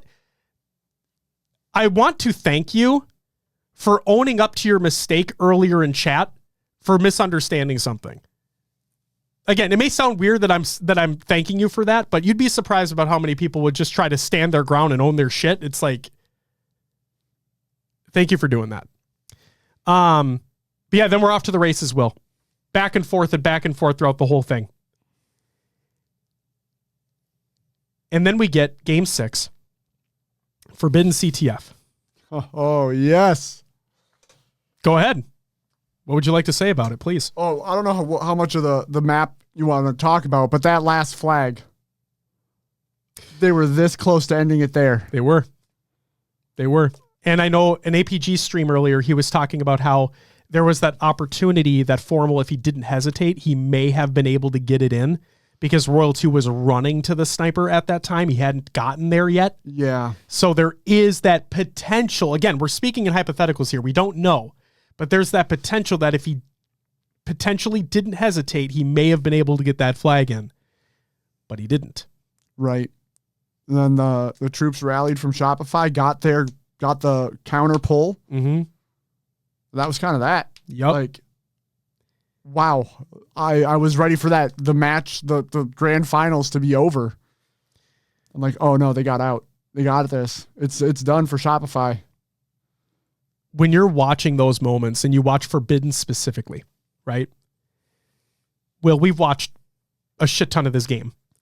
Not just like Game 6, but like the game Infinite in general. Mm-hmm. When you watch a Forbidden CTF, if you get 2-3 dead around their spawn, it's over. Yeah. You can feel it, right? You feel it in your fucking bones that this is it. Yep. And so you're right. When you saw Formal not able to get it, and you see Bound die, and you're like, oh. And then another player goes down. They're able to get the pull. You know that they're going to be on respawn. You can't do anything about it. Off to the races. We get a game 7. Yeah. The other thing I thought about too is, Formal hesitated prior to trying to put the flag in. Mm-hmm. What if he also waited to get some slays before trying to force it? Yeah, because he knew the reason why. You could see it. He stalled. Like, the reason why he didn't go for it, he knew that there was going to be at least one player there. Yeah. And like, he obviously doesn't want to get beamed because he wants to win the fucking game. Right. So it's that split second decision making. Do I think he made the wrong choice? No, even though they lost the game, I don't think he made the wrong choice.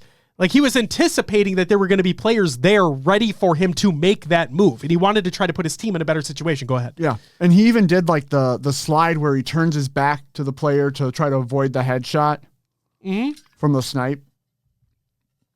Because he does stop where you would normally G slide to then take the flag and go in. Mm-hmm. He did stop there at where that pillar is. Yep.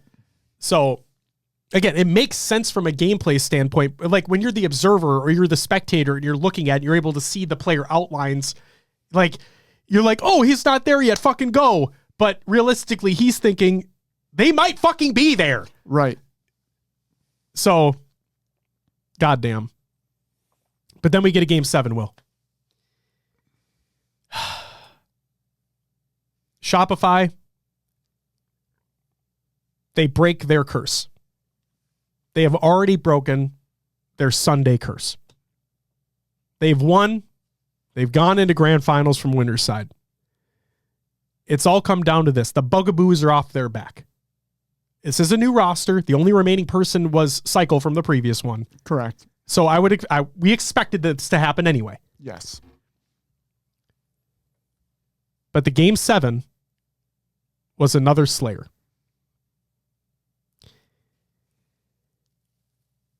And if people were paying attention to that best of 7, the first one notwithstanding, the first one was a blowout, okay? But if we're paying attention to the second best of 7, for people paying attention, there was a game type that Shopify hadn't won yet. And it was Slayer. So the question was, from me, my question going into this game 7 was, can they do it? Can they actually finally win a Slayer, this time when it matters the absolute most? And unfortunately for Shopify, fortunately for Optic, they were not able to. Optic become the second team ever in history to go from losers round 1 to force the bracket reset to win the entire tournament.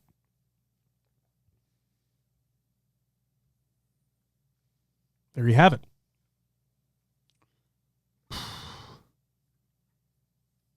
Final placings? Final placings, Will. Your top 16 teams are Luminosity, Dark Inside, Mindfreak, and SWAT Latam. Top 12 teams, TSM, Complexity, Zero Tenacity, and Ether. Top 8, Gen G and Infamous. Top 6, Nemesis and Cloud9. Fourth place went to Space Station. Third, FaZe Clan. Second, Rebellion. And first, Optic Gaming. Top 4 teams have qualified for the Dallas Open. Indeed. So again, Ash also clarified earlier in the show, Will, that it is like from major to major, it is top 6. move on. But this is a open. Correct. So Yes. for this, it's top 4. Steezen asks, who's the first team? Who do you mean, Steezen? Also, thank you for the follow, by the way. Welcome to the show. Will, let's quickly go through our predictions here. Season might be referring to the you said Optic was the second team to run through losers round 1. First was Space Station last year. Correct. Space Station at SLC 2024. Okay. Predictions. Out of our 13th through 16th place teams, I had 3 in Mind Freak, SWAT, and Dark Inside. Josh had 2 in SWAT and Dark Inside. I had Pippa and Ether here. Yep. I also had Ether. Mm-hmm. 9th through 12th. Josh laid a goose egg. I had nothing here. I had dead ass nothing. I had 2 in Pippa and Complexity. I also had Genji and Nemesis here. See, look, you got Complexity, right? Look at you. Yeah. 7th through 8th. Told you were better than me. I told you. I got 1. I got none. Being Infamous. We both had Luminosity going 7th, 8th, and then you had TSM as well. That's right. In 5th, we each got 1. We did. Yeah. I was right on 1. I had TSM here. And again, I think that might have been possible without Optic round 1, right? Maybe. Maybe. I would have fucking hoped so, but maybe. God. And then I also had Cloud9 here, which was correct. You had Nemesis here, which was correct, and then Complexity as well. God, fucking nailed that Nemesis pick. Look at me. Look at you. Look at me, dude. Who would have thought? Me. You, apparently. Me. I had Complexity here. I was wrong.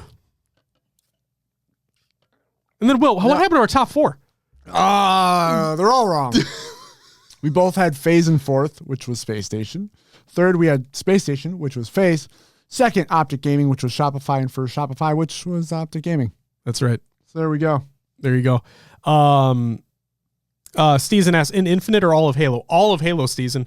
Now, one may be asking, he's asking in regards to like history being made. The Best Man, during one of the after party streams, came in the chat and tried correcting me and saying that he believes that Final Boss had done it at an event in 2010. And so I'm like, well, I will own it 100% if I'm wrong. Yeah. Okay. But we employed, quote unquote, our Halo historian Zarners. And based off the research that he did, it looked like that SSG were the first and only ever to do it at that time. Okay. In SLC last year. And so then I'm like, you know what? Because I will own my shit and I will correct it if I am in fact wrong. So I looked it up as well. And I looked up the entire MLG 2010 season for the major events that took place. Not the combines. Even though the combines, they don't compete in that, so it didn't matter anyway. But the major tournaments that took place during the 2010 season, I believe he had talked about DC. And so I didn't just look up DC, I looked up all of them. And DC was the one, I believe, that Final Boss were in losers at a point, but they were coming from losers round 5, not round 1. Okay? So again, this isn't to talk shit or anything. This like I DM'd him as well because I was like, if I'm wrong, I want to make sure that I clarify that like, hey, I fucked up. This wasn't actually the case. But no, this, to my knowledge and based off the information that we have found, SSG were the very first ever to do it last year, ever. And then Optic were the second team ever. Right here. And yes, Cosmic, Bound and Legend were on both rosters that it happened for. Who do you think would have won between SSG and FaZe if they had met up at the LAN going off of what we saw? I would have to tip my cap to FaZe. If we're strictly basing off what we saw in the tournament, I would have to go FaZe. You too? Yeah. I think it might be a 3-2, but I would tip it to FaZe right now. Yeah. They look more cohesive. Mm-hmm. Thoughts on TSM Luminosity? Oh, Steezen, we're about to get to that. We're about to get to that. Storylines, Will. This is just what I had typed out. So please feel free to chime in whenever you want. Top 16, SWAT LATAM. Happy to see another LATAM team make it through the open bracket and qualify for pools alongside Ether. The talent is showing much more strong within the region. Cool. Mind Freak. The consistency is starting to show in this team being able to make it through the open bracket and qualify for pools. Dark Inside. Another amazing open bracket run to qualify for pool play for tournament lives to ultimately be cut short. God damn it, Warp. Bastard. And then the only thing I have listed here for Luminosity is oof. Yeah. It was a rough tournament for them. Yeah, they didn't play well at all. Top 12. Z10. I was wrong on them making it into bracket play. I didn't think it was going to happen.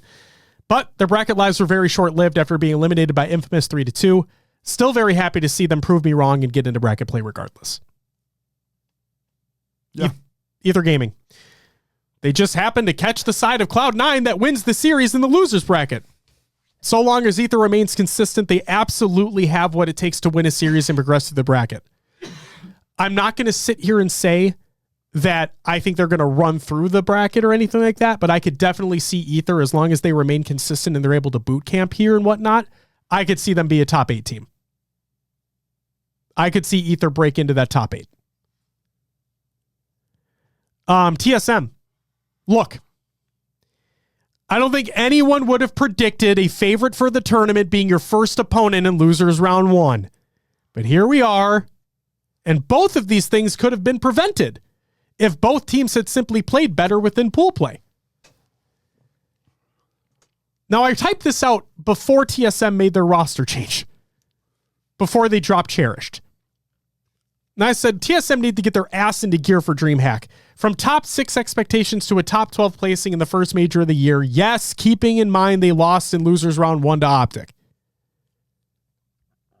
They should be winning their pool play matches. And Formal just went live, so he'll be talking about Arlington as well. Complexity. My only statement, enough with the expectations. There need to be results. Yeah, agreed. They haven't played well at all.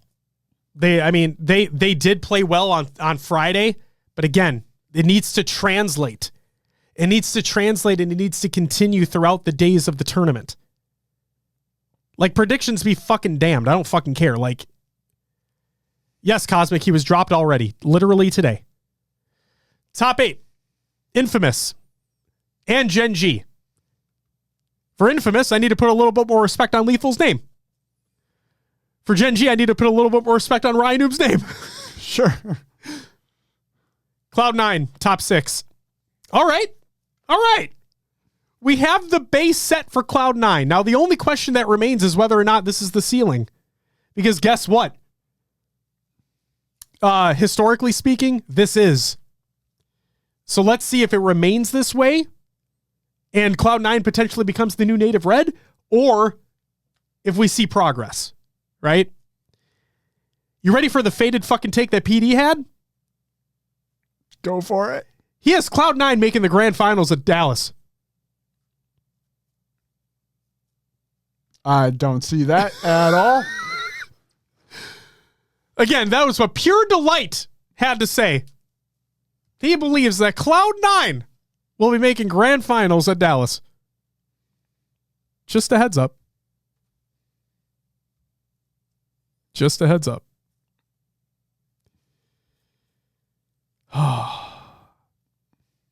And then Nemesis. Nemesis are playing out of their fucking minds all weekend, ultimately leading to the rematch against Optic Gaming for top 4. In that rematch, a reverse sweep by way of Optic.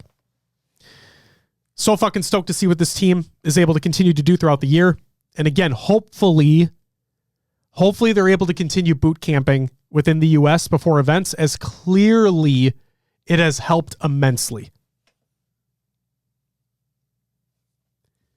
I'm not, like, I am going to sit here and hope that SSG figure things out.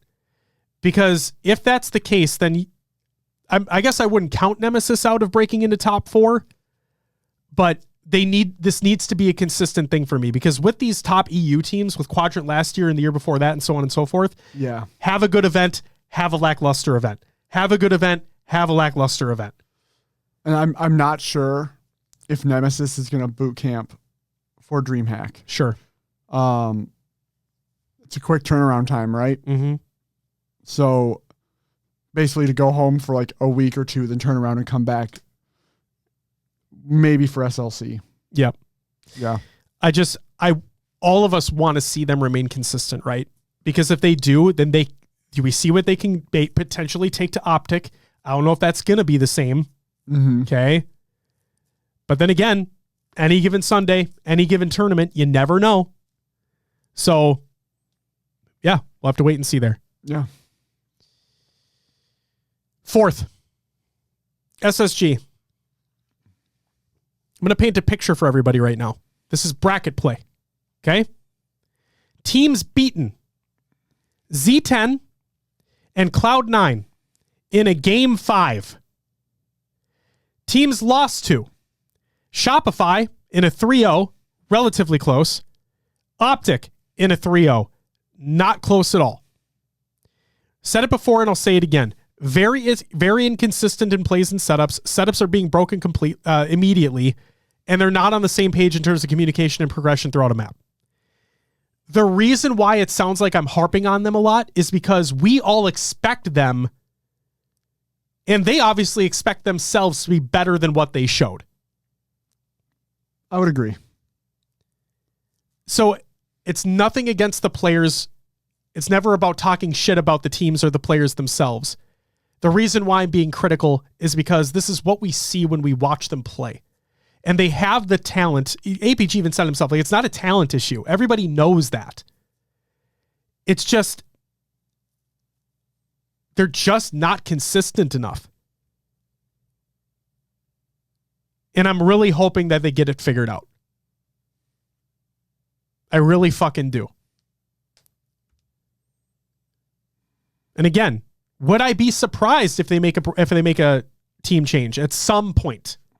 No, I wouldn't be surprised. Do I think they need one? No. Do you believe they need a team change right now, Will? SSG, no, not at all. Perfect. 3rd, FaZe. Team was 15-0 in map count heading into Sunday. Penguin has been in the top 4 in every event since 2015. Penguin has been in the top 3 for 17 Infinite events in a row. Both those statistics coming from Tyler and Noodle, respectively. So shout out to you two for providing that information. And Trippy played fucking lights out this event. Yeah. Glad to see he's finally able to step up and do what he wants, it sounds like. He made that comment on main stage to Blaze. You know, finally able or not, I forget the exact wording, but it basically sounded like he was taking a dig at that old team that he was kind of put into a corner of what his responsibility was. So maybe Trippy's the next superstar, and we're watching it happen. That'd be fucking cool. It would be. I will like the whole statement around Trippy is right, like big game Trip. Yeah, it really felt like big series Trippy. This event. It is cool how, I mean, obviously we want what's best for the players and we want like all these teams to be super hyper competitive, right? But there is something cool about like a potential superstar player going to another team, another environment, and just fucking thriving. Yeah. Oh man, like Frosty, again, not every game, but like Frosty looking back at looking like a Halo 5 Frosty again. Yeah. And last shot coming in and being like him still being fucking dominant and really being able to showcase his talent. And it's really, really fucking cool when these players go to a different environment and they're able to thrive. Yeah. 2nd was Shopify. Well, the Sunday curse is officially broken. The green wall was simply too damn strong, especially with the momentum coming from their losers bracket streak. Regardless of not taking a game in the first best of 7 in the grand finals, not being able to win a Slayer in the reset was massive. Will, I have one more clip I want to show. Oh. There is a massive difference that I experienced or that I witnessed while spectating the event. Obviously, Shopify didn't win a Slayer in the second best of 7, but what stood out to me was what happened here.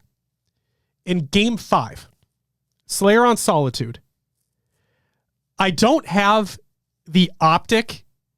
I don't have the Shopify having camo clip in here, but to give people like why I'm referencing this, when Shopify had camo in this game, I believe, it was either this game or whatever, when Shopify had camo, Optic stayed back.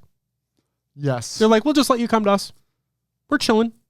Like, we have points available. We know where people will be coming from. We'll wait. It's fine. And they waited camo out. I think it was last shot that had it. Couldn't do anything with it. Mm-hmm. So Shopify, so Optic got camo. Formal got camo. Formal got shock rifle. Shopify charged on through. One is posters. One is posters.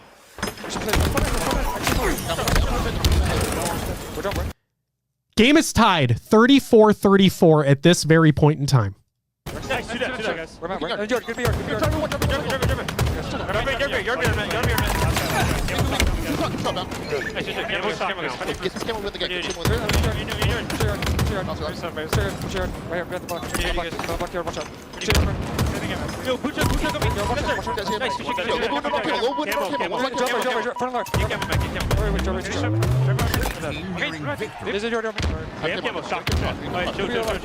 Let him spawn blue. We just show for a second? Yeah. I've come shot. Yo, Bound, get out. Yo, they might try to get me. Yeah, they're in hotel. I'm pushing through, guys. Ferris. Watch out, blue hotel. Ferris, on top go. Ferris, on top go. Watch out. Live. Don't fuck that. We're pushing. We are pushing. Alright, we can't push that. We might not be able to push that. Yeah, I'm backing up. Yeah, we're you guys. Watch over. Bottom in. Priest. Priest. Top market. One's LR. Yeah, look. Should be trapped.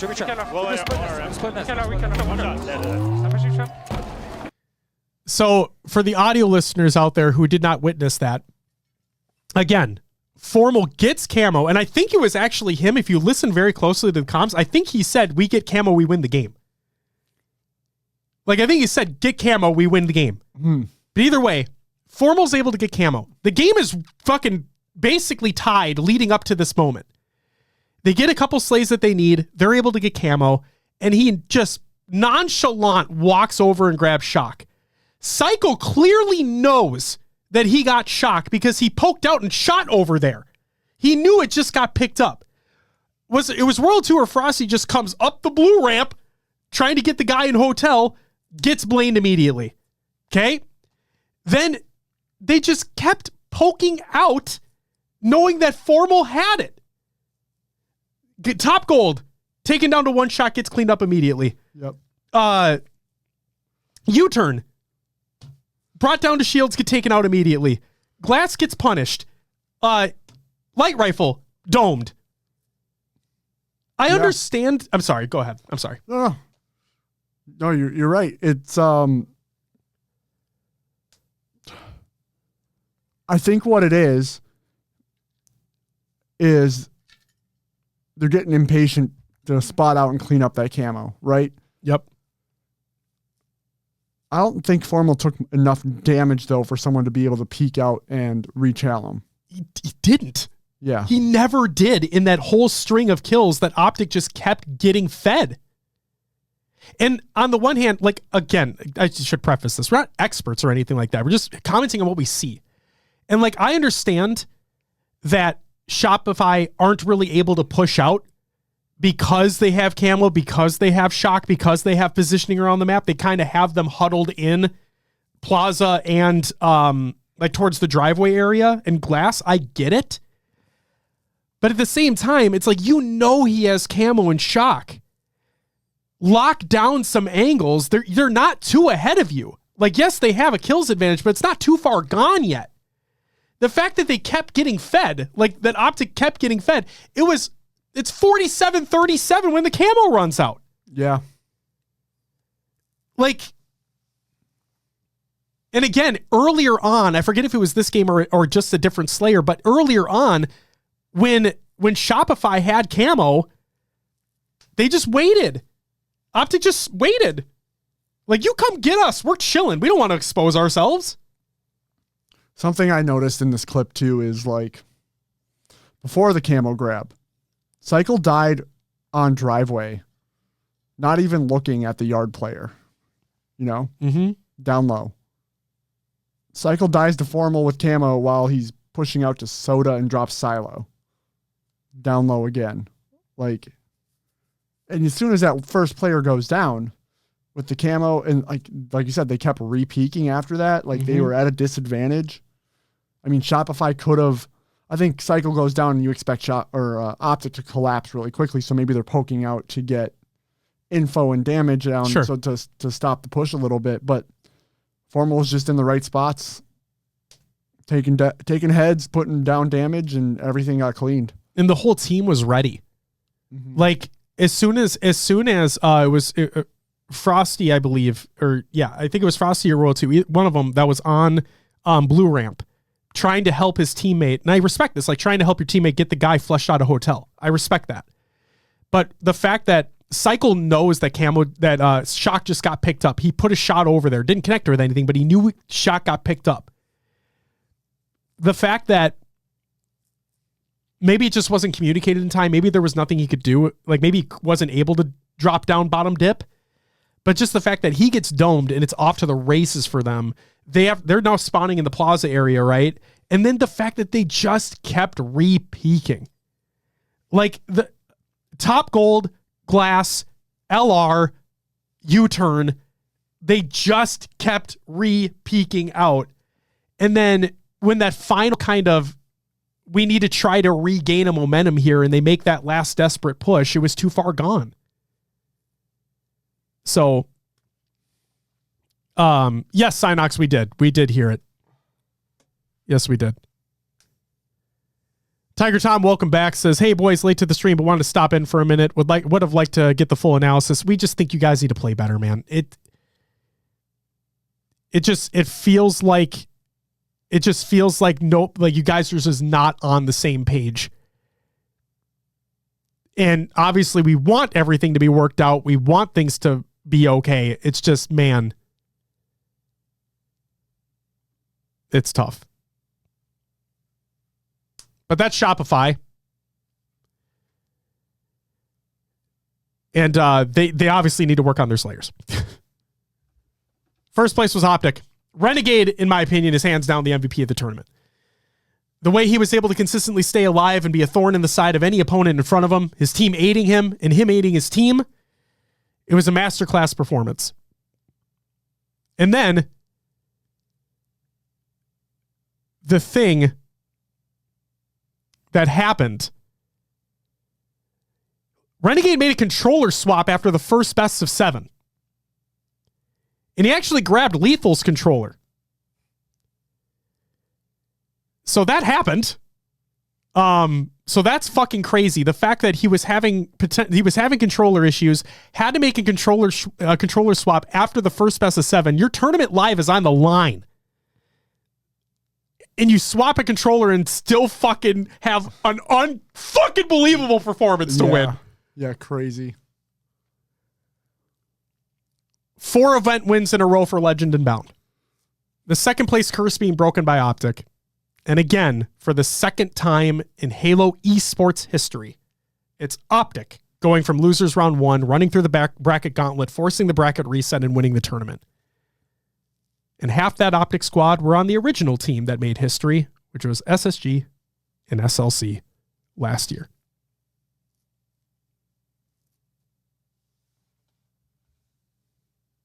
Thoughts, Will?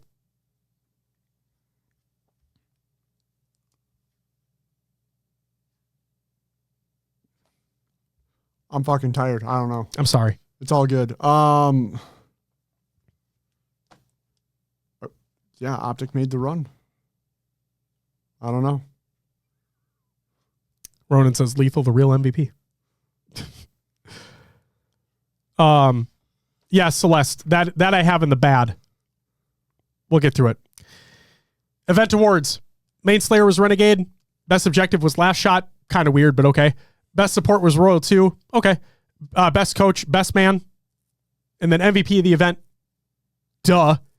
was Renegade.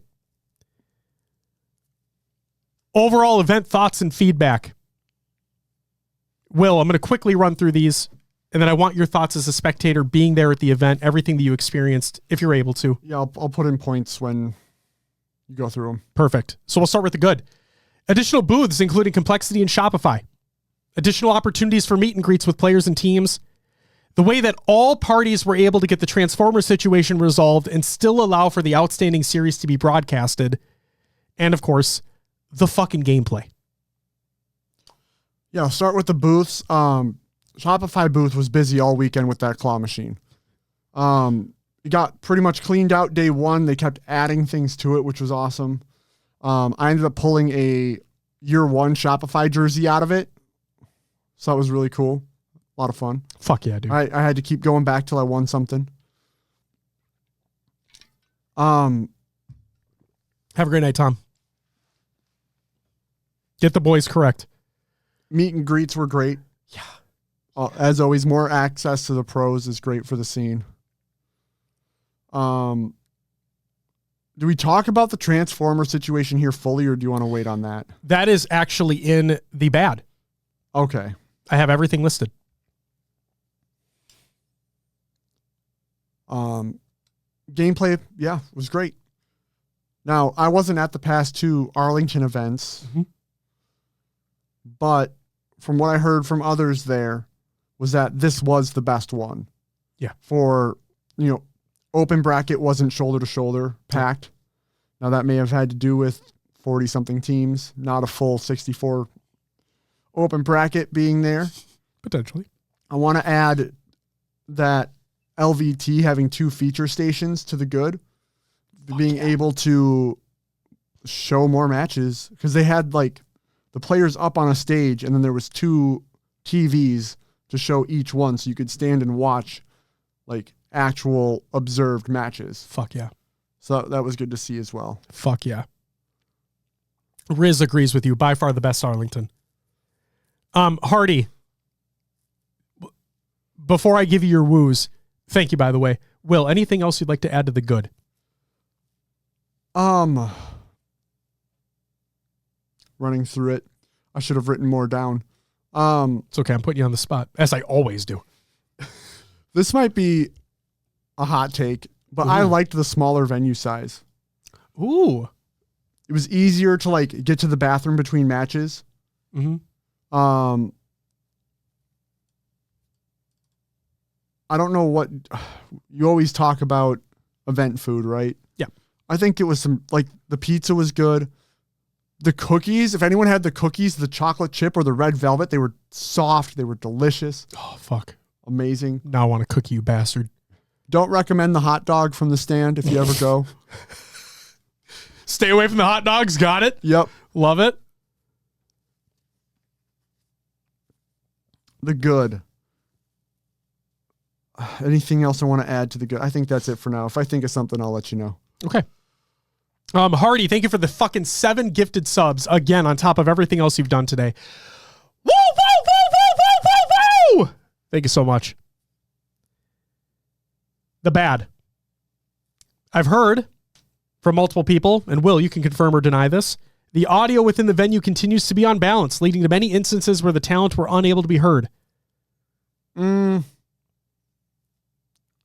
me, it was like the casters were always loud. Oh. The casters were too loud. Okay. I would say like the desk talent was muddled. And then you said something about the listen-ins. Yeah, I didn't hear a listen-in until Sunday. Wow. And only really when they were calming loudly. Okay. If they were like yelling or being hype on their comms. Is that another? It's another 5 from fucking Hardy, dude. Dude, Hardy, what the hell, man? Hardy with another 5 gifted. Woo, woo, woo, woo, Woo! Thank you so much, Hardy. Fucking A, dude. Stop. Oh, yep, Riz, I was going to mention that. And then, like, the gameplay sounds were off. Like, sometimes the bandit sounded like a tin can. Ooh. Like, bing, bing. Like, I heard that a few times. So it sounded like the Halo 4 BR. Yeah. Shit. And, yeah, so it was weird. It was very, very weird. Game sound was very off.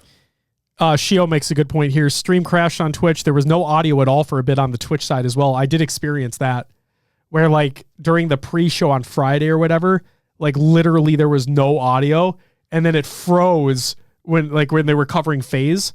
Like it just froze. Huh. Yeah, it was fucking weird, man. It is all weird. It was Celeste, and for the record, we're not blaming you or anybody else. It's just like things that we observed, right? Things that we noticed. Yeah. Beth says, my only critique is that when there are multiple games being streamed, I want LVT to focus on one of the other ones rather than the one already on the main stream. Was really wanting to watch I believe it was the C9 versus Gen G game, but ended up having to watch it with no casting because LVT was also streaming the game that was already being streamed on the main HCS stream. Not a huge deal, but was unfortunate. Yeah, I heard that consistently. So, the Transformer? The Continuum Transfunctional? Yeah. There's a series of tweets from Tashi, and then obviously we'll get Will's point of view from being there too. In a series of tweets from Tashi, I'll just read through them. The first one was, sorry folks, the venue is experiencing a power issue and we'll get everything back up and running as soon as we can. We appreciate the patience. This was Friday evening. Update. The transformer outside the venue failed and caused the power issue. Based on the assessment by the city power and fire departments, this will take an extended amount of time to fix and get back online tonight. We will not be continuing the tournament or broadcast tonight and will need to continue tomorrow. Please give us some time to work through creating an updated schedule for the remainder of the weekend. We'll provide another update tonight. Thanks for understanding. We're working through this with all parties as best we can. That same night, the third update, the transformer is being repaired. We're being told by the city that the issue is manageable. The team is currently working on multiple scheduled plans with Plan A starting earlier tomorrow morning than originally scheduled to let us catch up and get further back on track for the rest of the weekend. We're also working on further contingency plans should there be more delays. Once we have more concrete information on the situation, we'll provide more updates tonight. Later that night from the HCS, attention fans, stay tuned for an update tomorrow morning at 8 a.m. regarding more info on the continuation of the Arlington Major. Thank you for your patience and understanding. And then finally, shortly after 8 a.m., was not 8 a.m. on the fucking dot. We're all refreshing Twitter. But shortly after 8 a.m., Tashi said, update, power has been restored and the crew has completed their tests. The schedule will be as follows for the players, and players have already been notified. Pool play matches would resume at 9 a.m. Central. Open bracket would resume at 9 a.m. Central. The doors would have opened at 10:30 a.m. Central. An H5 side event resumes at 7 p.m. Central. Shout out to the city for fixing that overnight. Abso-fucking-lutely. Shio asks, how screwed were you going to be if they couldn't fix it for Saturday? Fragout even says they did not think it'd be fixed on time. Celeste says they would have played until 3 or 4 a.m. for sure. That's crazy. So, Will. Yeah. You got to experience this firsthand. Yes. So, please, let us know what happened. So, yeah, I was sitting watching that Nemesis Optic series on main, and thankfully it was between games. Mm-hmm. Thankfully it was the end of the night, right? Because this could have been a whole nother situation if that transformer popped early on in the day. Oh, yeah. We may have been screwed. But you heard, like, I could hear it pop. You heard that loud noise, and then instant darkness throughout the venue. Everything went out. Mm-hmm. Now, the lights were still on the opposite side of the building, like where there's a museum over there where the food was. Those lights were still on, but okay. Everything inside the venue where main stage is was down. People sat there for a little bit. You know, I took a video. People started turning on flashlights. All of a sudden, security came out and said, everyone needs to evacuate.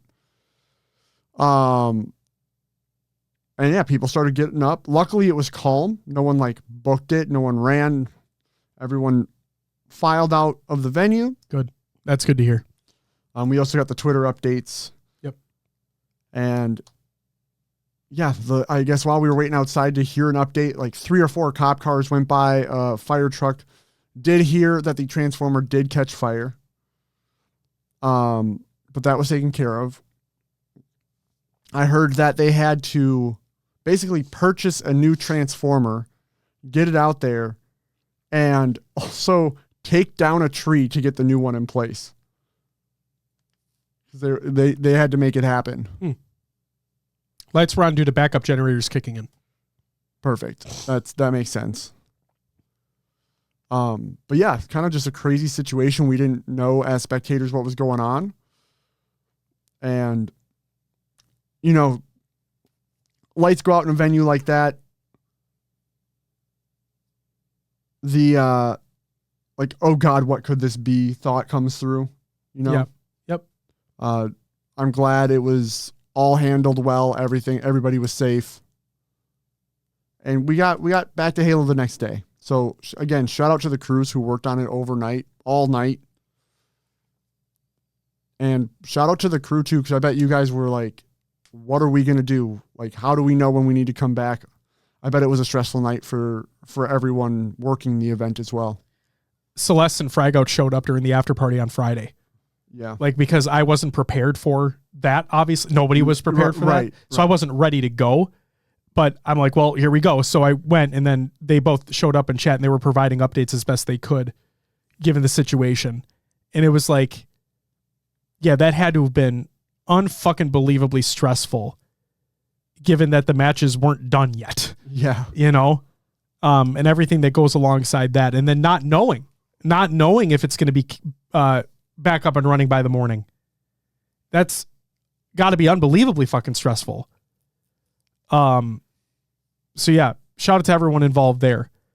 The other thing I wanted to add is, and I talked about this before, when you have situations like this happen, I understand that everybody's curious about what's going on and whatnot, but at the end of the day, this could have, I know, thank God it wasn't, but like it could have been way worse, right? Yeah. So the fact that what I'm talking about is, if someone tells you, like if security comes in and tells you that you need to get the fuck out, then don't delay and just get the fuck out. Do what is told of you. Follow directions, because you simply don't know how bad it could be. Yeah. Like that transformer caught fire. Imagine if that did spread to the building. Yep. And so now here's going to be me being a negative Nancy. Okay. But this is where I wasn't a fan of people going live immediately, like broadcasting their POVs from the event.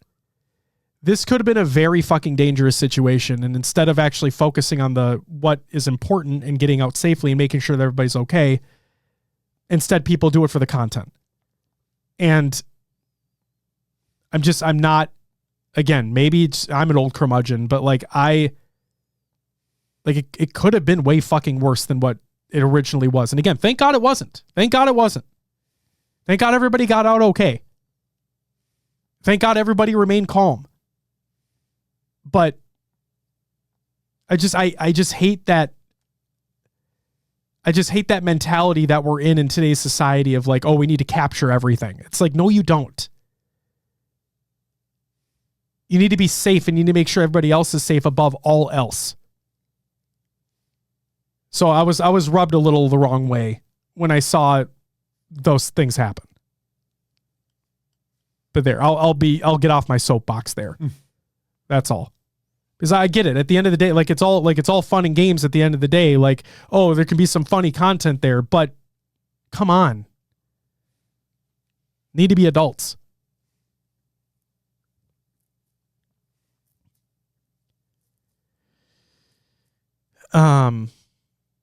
And then the other thing that I had here in the bad will was the continued technical difficulties, especially on Sunday, leading to what now, Celeste, please correct me if I'm wrong here, but I believe it led to a PC swap on the main stage. I very well could be wrong there. Did a PC swap happen on main stage? You had 4 PC swaps on Sunday? Whoa! 4? Holy shit, I thought it was 1. No, obviously, Celeste, they don't, like, obviously, you know this, but, like, they don't cut to you swapping the PCs out. They cut to the talent talking for extended periods of time. I just thought because of the, like, one of these super extended breaks that we had, I had a feeling one was being swapped there. Yeah, honestly, me being in the stands didn't even notice it was 4. I noticed 1. There were fucking 4? Was it 4 during that long extended break? And was it all the same one that was being replaced? The extended phase series? Do other esports have the same amount of issues at Halo? I think it's relative. I don't know Intensified. 1 at the start of the day and 3 during the breaks that you might not have noticed. Okay, so it was not all the same one. Got it. Oh my God. That's fucking crazy. 4 in one day. Wow. And we, like you said, we only thought there was 1. What the fuck, dude? Damn. Oh my God. Oh, Hardy, it's no drama. Like we just had in the bad section for feedback that the technical difficulties, especially on Sunday, were awful. And Celeste said that there were 4 PC swaps on Sunday alone. I swapped 2 PCs for Penguin twice in the same series. Jesus. Wow. Will, anything else you'd like to add in the bad?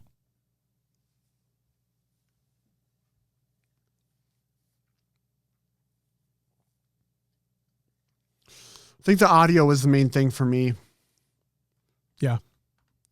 Yeah, then there was tech difficulties, but that's kind of normal for the first LAN of the year. I feel like it does get better as it goes on.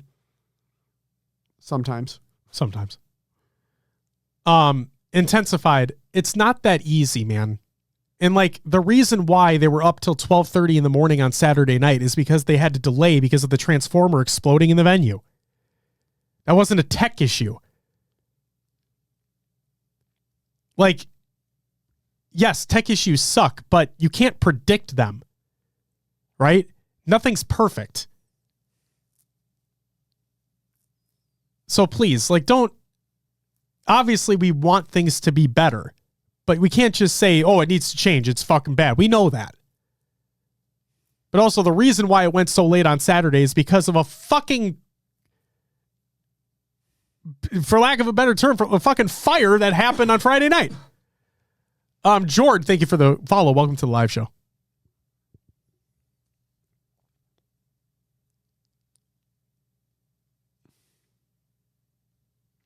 But yeah, that's all I had for bad, Josh. Sounds good. Intensified, I appreciate not trying to argue. It's just like, I've seen so many instances, and I'm sorry if it feels like I'm calling you out. That's not the intention. I do apologize for that. It's just what I see so consistently is, and I know you did not say this, what I see consistently is, oh, the game's shit. It doesn't perform well. These tech issues are fucking awful. Like, fix your fucking shit. Like, I see that all the time. And so when I see comments like that, like something needs to change about them, well, obviously we all want them to not happen. But shit happens. It's tech. It's PCs being ran all day long. Something's bound to happen.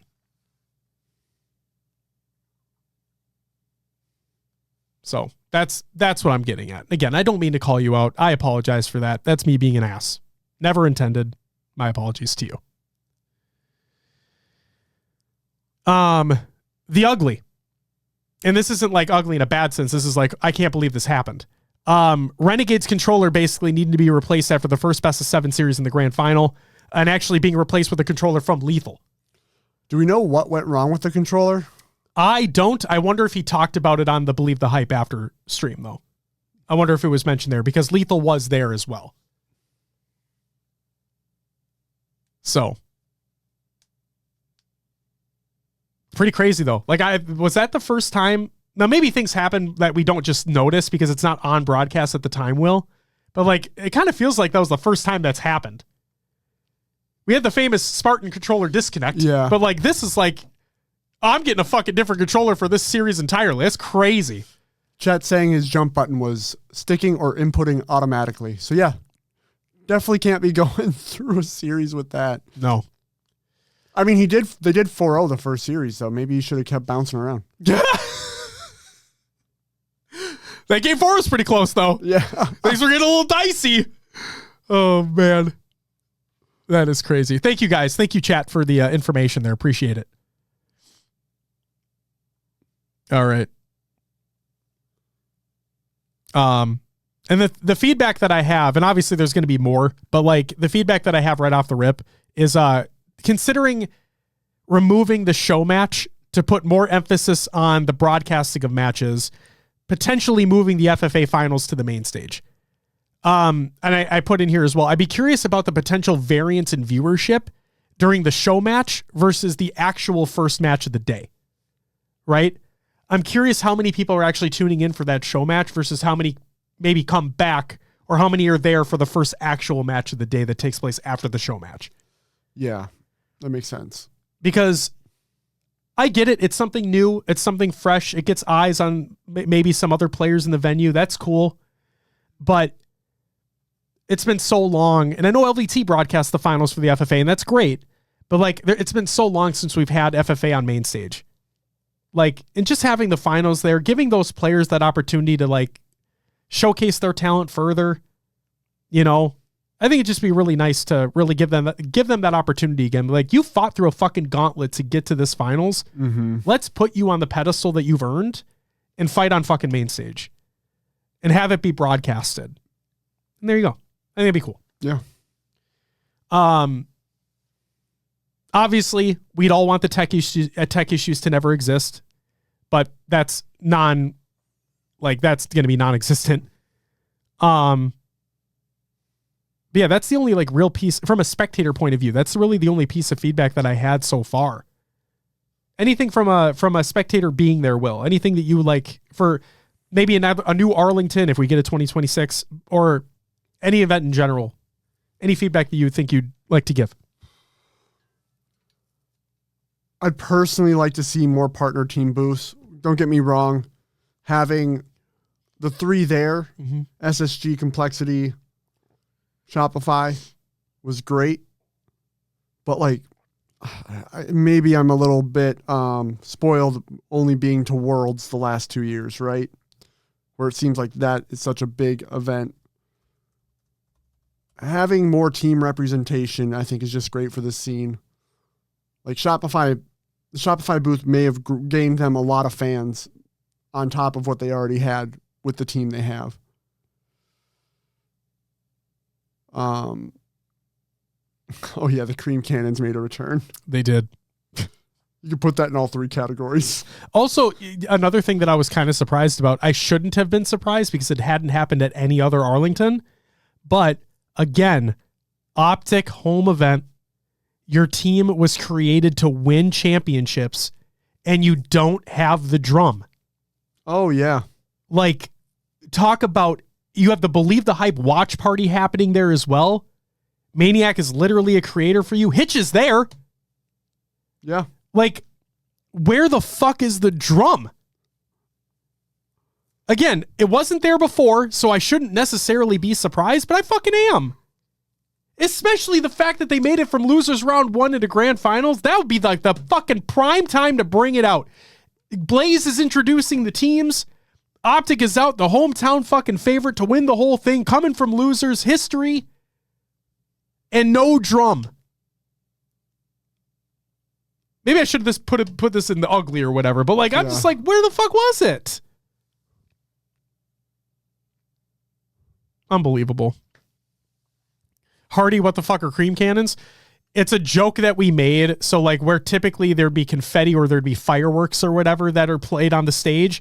Instead, for Arlington, on the screens that like they show what which team won on the screens, they have like, they're supposed to be fireworks. Yes. They're like white fireworks that looks like they're just fucking coming on the screen. And so we made the joke that they're cream cannons.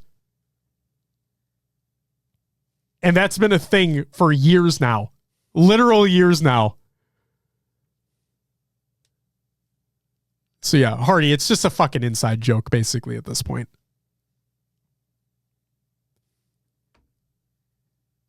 Or like I think the HRL team that Zarners' team is going to be is the Cream Team Bean Dream. That's going to be their open team name. Oh, okay. Oh yeah, and I'm going to coach them. Good luck. Fuck yeah, dude. We're running the gauntlet, baby. Sorry, I've only been here 18 months, maybe. It was a thing last year too, Hardy. It's okay. It's all good, dude. I'm just happy you're here. Again, I'm kind of blanking right now. I know we're going late. Any other feedback that you could think of, especially from being there? One thing that was, I know they can't control it, but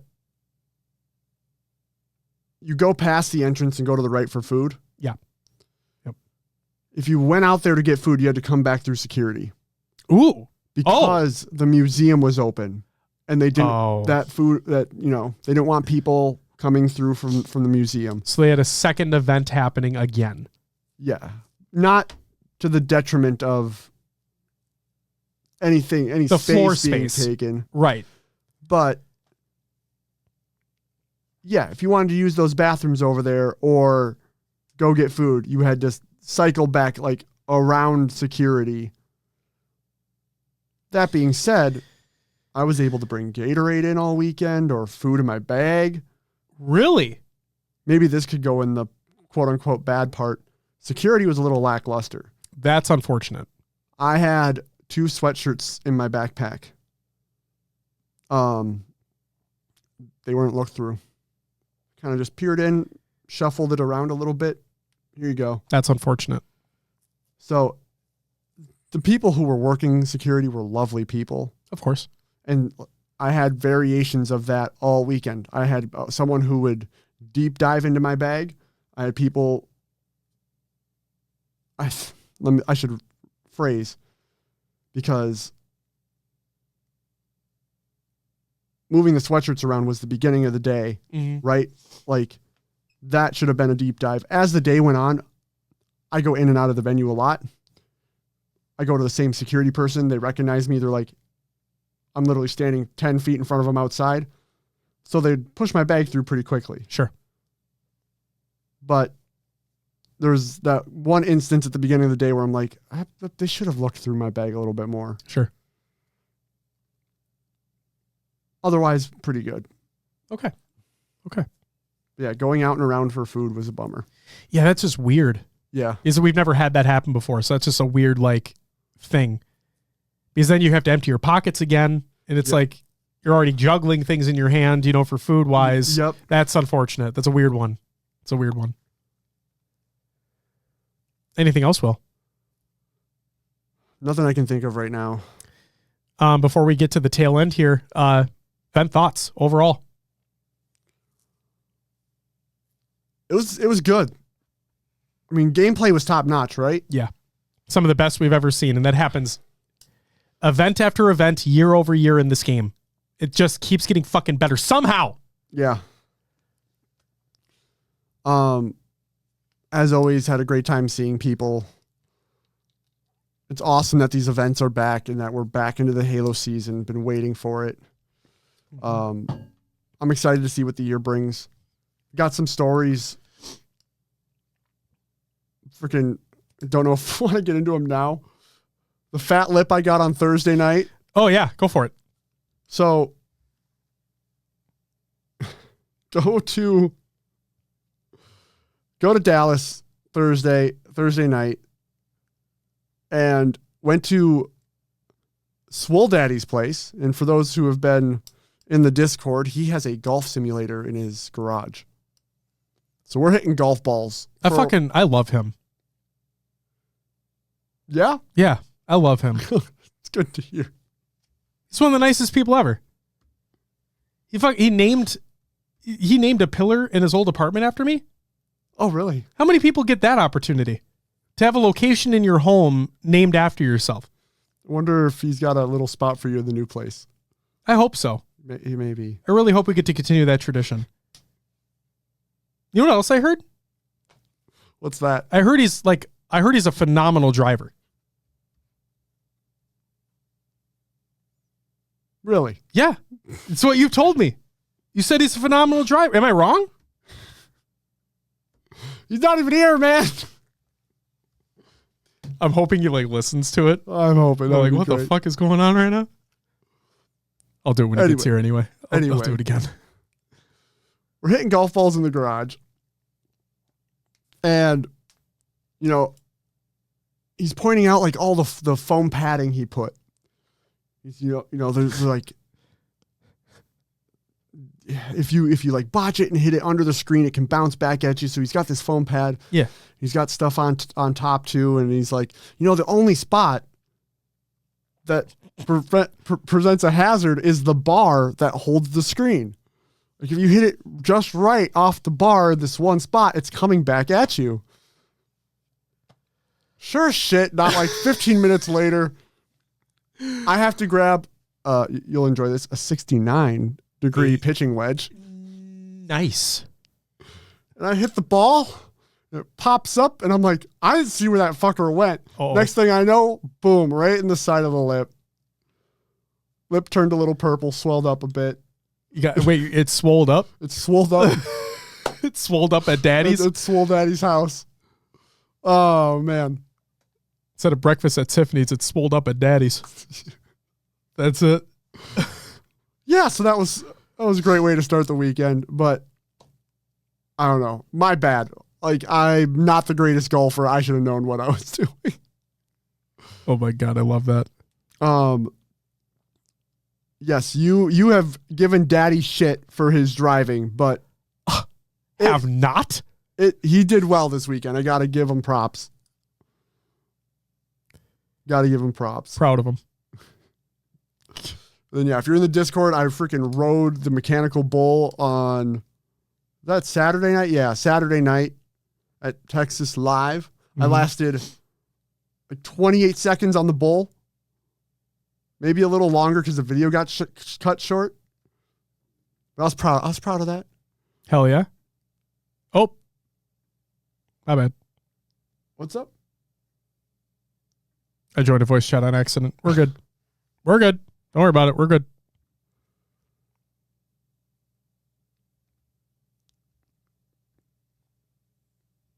But yeah, good times anyway. Hell yeah.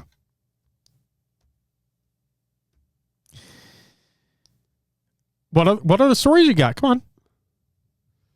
Did I tell you one I forgot to tell now? What? Riding the bull. Daddy's driving. Golf ball to the face. Yep. Were those it? I think that's it. Buc-ee's? Oh yeah, went to Buc-ee's for the first time. Incredible place. If you have a chance to go to a Buc-ee's, it's amazing. Gas pumps for days. They're usually packed, but tons of gas pumps. The bathrooms are the cleanest bathrooms you'll ever see at a rest stop. Jesus Christ. They got like a gift shop section. They got jerky. They got fudge. They have chicken sandwich was pretty good. I love a fucking chicken sandwich, I dude. know. I got it because of the Quick Trip chicken sandwiches. Fuck me, dude. That's...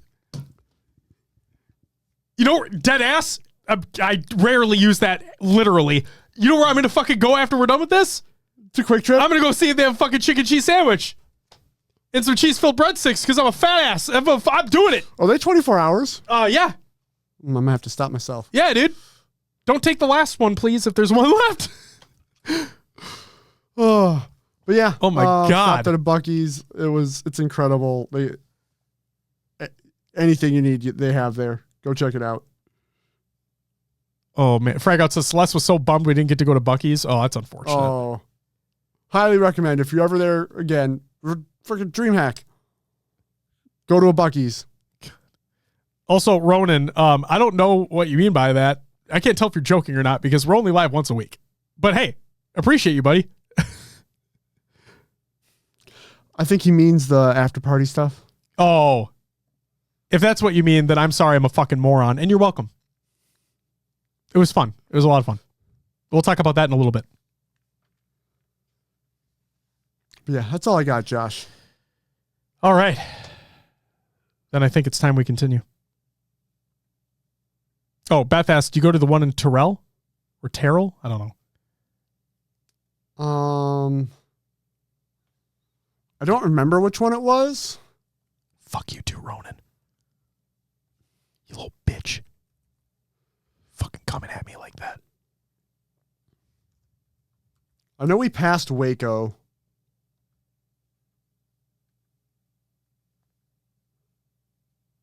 Intensified said, Buc-ee's is good, but it definitely lost some of its hype when they took away the kiosk that you could use to order different food. Temple. I believe we stopped in Temple. Yeah. Intensified knows his shit, man. He knows his shit.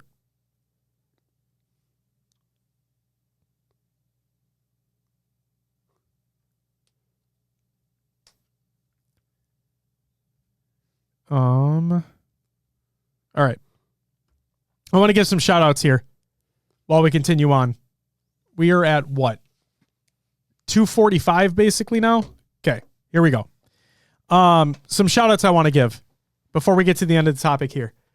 I want to give a shout out to the talent. To all the talent that worked their asses off throughout the entire weekend. The casters, the analysts, everyone. Phenomenal job as always. And it's always a pleasure hearing everybody on the mic once again, seeing everybody on the cam. It's always great. And they fucking killed it as usual. I got to give a shout out to LVT. Will, you talked about it earlier. He's off camera right now, but Will, you talked about it earlier. The side stations that they had set up. They had one last year, one elevated stage. This time they had fucking two of them. We talked about in the competitive news segment that they put out a little teaser for an open bracket kind of documentary video that they're going to be putting out, which is fucking rad. And they had their couch as well. They had players coming in and out. They all did a phenomenal job as well. They had the merch available. They had Mama LVT and Wifey LVT there selling the merch. Amazing. And I got to give an extra special shout out to Tools and Brandon by association as well because of running LVT. But Tools reached out on Saturday and Sunday and just DM me on Discord and was like, hey, Impulse, thank you for the follow. Welcome to the live show. He reached out and he's like, hey, for your after party shows on like Saturday night, he's like, hey, would you want to stream with on LVT as well? Kind of like we had that episode we did, right? And I'm like, and this was again, I was sitting there, I was watching the games. It was already really fucking late. They went till fucking 12, after 12 in the morning. And I was thinking about it. I was ruminating on it. And I'm like, you know what? Fuck it. Yeah, let's do it. Let's get it set up. He reached out and he's like, hey, would you want to do this? And you can do it until Barcode is able to take over. I'm like, when's Barcode going to be able to take over? And again, this is a Saturday fucking night. Yeah. Okay. The longest night of the tournament. He's like, oh, he said he'd be like 2 to 3 hours. And he messaged me around 11 p.m. Central. I'm like, okay, 2 o'clock in the morning. That's okay. Sure. Get it all set up. Everything works out great. Chat's being respectful. It was genuinely a really fucking good night. And discussions are flowing. We're having a good time. We're joking about dad stuff. It's a vibe, right? We're all tired as fuck. It's just a vibe. And then Barcode comes in, able to hand things off to him. It was a great time. And then Sunday rolls around and obviously everybody's at fucking lack of sleep, right? Mm-hmm. But Tools reaches out again. And he's like, hey, would you want to do it again? And I'm like, day ends a little more quickly. Sure. Fuck it. Why not? We'll do it one more time. And so we get everything set up. He transfers it over to me. We're live again on both. But this time we had an issue with like the chat being merged. Oh yeah. It failed after 2 times. And so I just had to have tabs open for both chats. So it was a little rough. Sure. But we made it work. And it was awesome. It was genuinely fucking awesome. And I'm very thankful and we're very grateful to be given that opportunity and for Garrett to reach out like that and be like, hey, would you want to do something like this? It was neat. It was really cool to get perspectives from others as well in the community and just have a good chat, have a good time. Ronan says, you got a lot of shit for your use of curse words, though. All jokes aside, there were a couple people that said it, sure. But overall,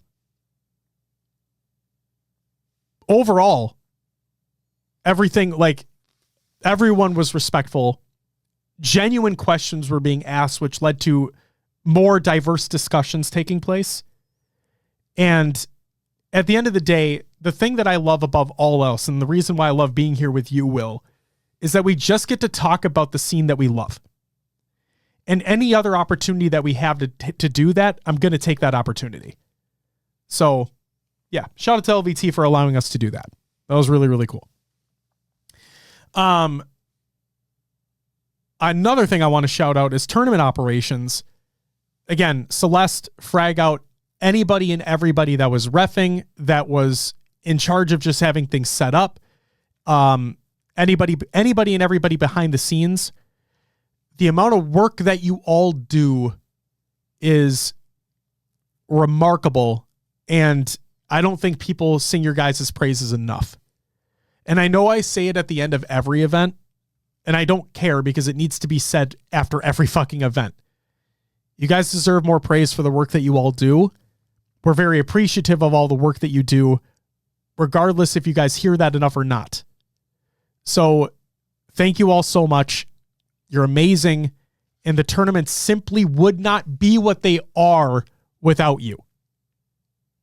Okay? And I fucking mean that. They would not be what they are without you. So you all are fucking goated. And the same goes for venue security. That situation with the Transformer could have been way fucking worse than it was. But the way that they handled it, from what it sounds like, Will, and you can attest to this, from the way that it sounded like they handled it, everybody got out safely. Everybody got out efficiently. There wasn't a panic. So shout out to the event security for all the work that they've done as well. Yeah. I mean, you're right. That situation could have been a lot worse than it was. And, you know, the power went out. A lot of people just kind of hung around not knowing what happened. And the fact that they're like, we need everyone to evacuate now. And it wasn't a stampede. It wasn't anything crazy.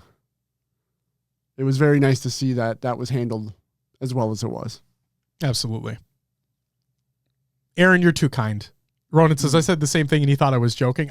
Because Ronan, like, dude. Ronan's, you're like a troll 99% of the time. Yeah. Yeah. Like, what do you mean? No, but seriously, like, thank you guys. And I mean that. Thank you guys. Because I've spewed this over and over and over again. Go ahead, Will. Hi, Ronan. There you go. The show wouldn't be what it is without you. And I know that we are the ones doing the show, but one of the things, fucking A. Give me 1 second because I don't want to fuck this up. Bump. Oh, Bump. Oh, yes. Was in Sunday. He was in the chat on Sunday. And he asked, like, mind me asking, how did this start? And so I gave him the story, right? The whole thing. Yeah. And I talked about the origins of it, how we started as audio only, how we moved into the studio, how we had the table facing the other way. Obviously, like you being introduced with Halo 5 and all that stuff, and you come and you asking me if we want to do something like this, blah, blah. And the thing that stood out was when we finally integrated chat more within the show. You know? Mm-hmm. Because when we started the video show and the table was turned, so it was like vertical this way, and you and I were just looking at each other. And we didn't look at chat. Yeah. But ever since we introduced the chat aspect to it, it's again, it gets me back to the whole point of I love being able to share these experiences with other people and other people who love this thing that we all love. And so, like, I mean it when I say this show would not be what it is without you. the listener, the viewer, the chatter, the lurker, it wouldn't be the same without you. Because we know what it was without you. And I think the show is the best it's ever been. And you guys had a part in that. So thank you.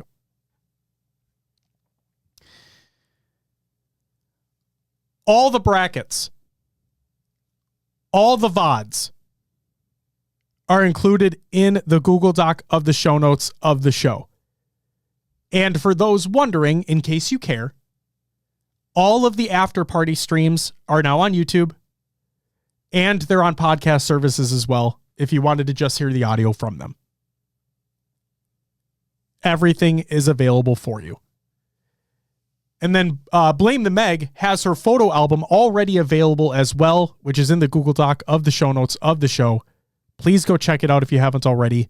And I can't wait to see the other ones that pop up, because I will try to include in the show notes of this episode, when other photo albums go live, I'll make sure to include them here. Okay?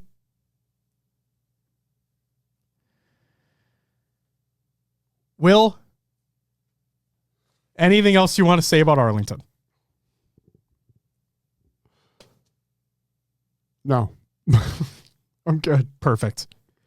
Let's get into some regular news. Summer update announcements. This is by Halo Studios. The Perfect Star is going to be added within the kill feed. Ricochet sniper bullets are going to be added within the game, depending upon the surface that is being shot at. That's a clear distinction. It's not every surface. Clutch made sure to clarify that point on the stream. Okay? And then the Mutilator double barrel shotgun is being added to the game after leaks and bound. The reveal is going to be during a gameplay stream scheduled for May 2nd, and the summer update along with the new operation will release on May 6th. That's it for the regular news. Got other games? Watch! The Major 3 brackets available right now. The rocker fucking ass. We're going to move on. It's time for Will's Adventures of the Nailovers.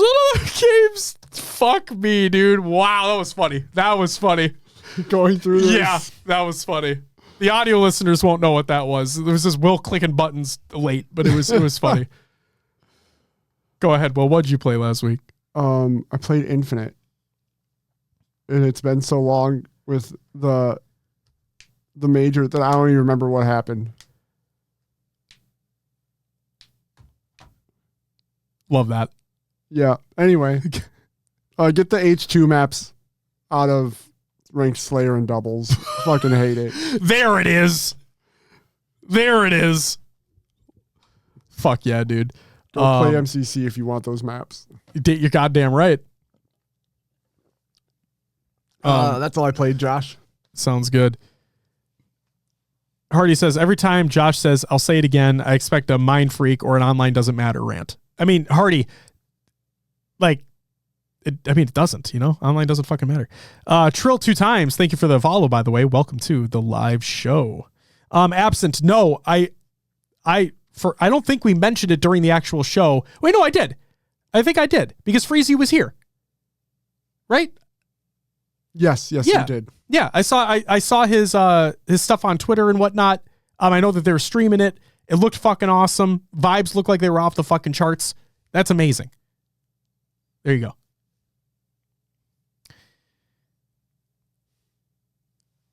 All right. What did you play, Josh? Oh, thanks. I played Infinite. Yeah. Played Firefight. And then played MCC Firefight, as a matter of fact. Oh, yeah? Yeah. And we're going to do it tomorrow as well. So very much looking forward to that. We're playing like some of the weird Firefight modes, and there are some fucking stinkers in there. But it's fun. It was fun going back and playing like older Firefight because it really puts into perspective how good Reach's Firefight is. Yeah. Like ODST was the first iteration of it. I mean, obviously, like Gears of War did Horde mode and stuff, but like this was their interpretation of it. But like Reach's Firefight is like, holy shit, fucking peak. So there's that. Yeah, Ronan, I'm right there with you. I have it installed. I have my Xbox on in the living room right now. It's 10 o'clock. I don't know how much I'm playing, but we're getting to it. All right. That's all I played. Will, shout-outs. Happy belated birthday to Fulcrum. You might be still in chat. I saw you earlier. I don't know if you're still in chat, Fulcrum, but happy belated birthday to you. Morgan Beans, Dreamy Dream, Janelle Victoria, Oa Cutie, and V-Ball and Chick. Happy belated birthday to you all. Happy birthday today to Woodham. Woodham. Woodham, rocket everywhere. Congratulations to Frag Out. Congratulations to you, sir, on becoming tournament director for HCS Lands this year. He put out a tweet, and it says, super excited about my new contracted role as tournament director for open and side tournaments at HCS Lands. Grateful for the opportunity and excited for DreamHack and beyond. P.S. If any photographers want to try and get more photos of the tournament ops team working on behind the scenes or on stage, admins and such, I know people really appreciate it. So there you go. Get some behind the scenes shit going. Shout out to everyone who joined in the 8s, which 8s are fucking, I don't know if it's 8s or if it's fucking MCC shit, but stuff's popping off right now in the Discord, by the way. Shout out to everyone who followed and subbed during the live show. That fucking includes, give me a second here. That includes Wing, Robbie Cat, J-Rill,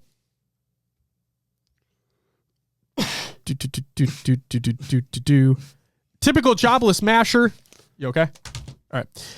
Crewman, Taco Burrito. Thank you all for the follows. Zarn with the 43-month resub. Prep and Swag with the 7-month resub. Bob the Destroyer, J-Rags, Kobe, J Blazer. Thank you all for the follows. Gut with the gifted sub to Cosmic. Vegito, thank you for the follow. Hardy with the 2 gifted subs. Fast with the follow. Iro Boats with the 2-month resub. Hardy with the 10 gifted. Gut with the 10 gifted. Fuck. Steezen with the follow. Hardy with the 5, 6, 7, 12 gifted. Jord, Impulse, and Trill, thank you all for the follows as well. You all get a woo! You're all fucking legends. God damn. And then shout out to everyone who is a patron at the semi-pro and higher tiers. That includes Unbroken Soul, Hardy, Class, Blackout, Diode, Pancakes, Ashley, Voodoo Man, Roster Monkey Jr., Snaggo, Raider, Hater, Peanut Butter, One Swole, Daddy Phantom, Riz, Zarn, High Tech, Redneck, Goalie, Sniper, Heavy Rainfall, and Delayed Armboard.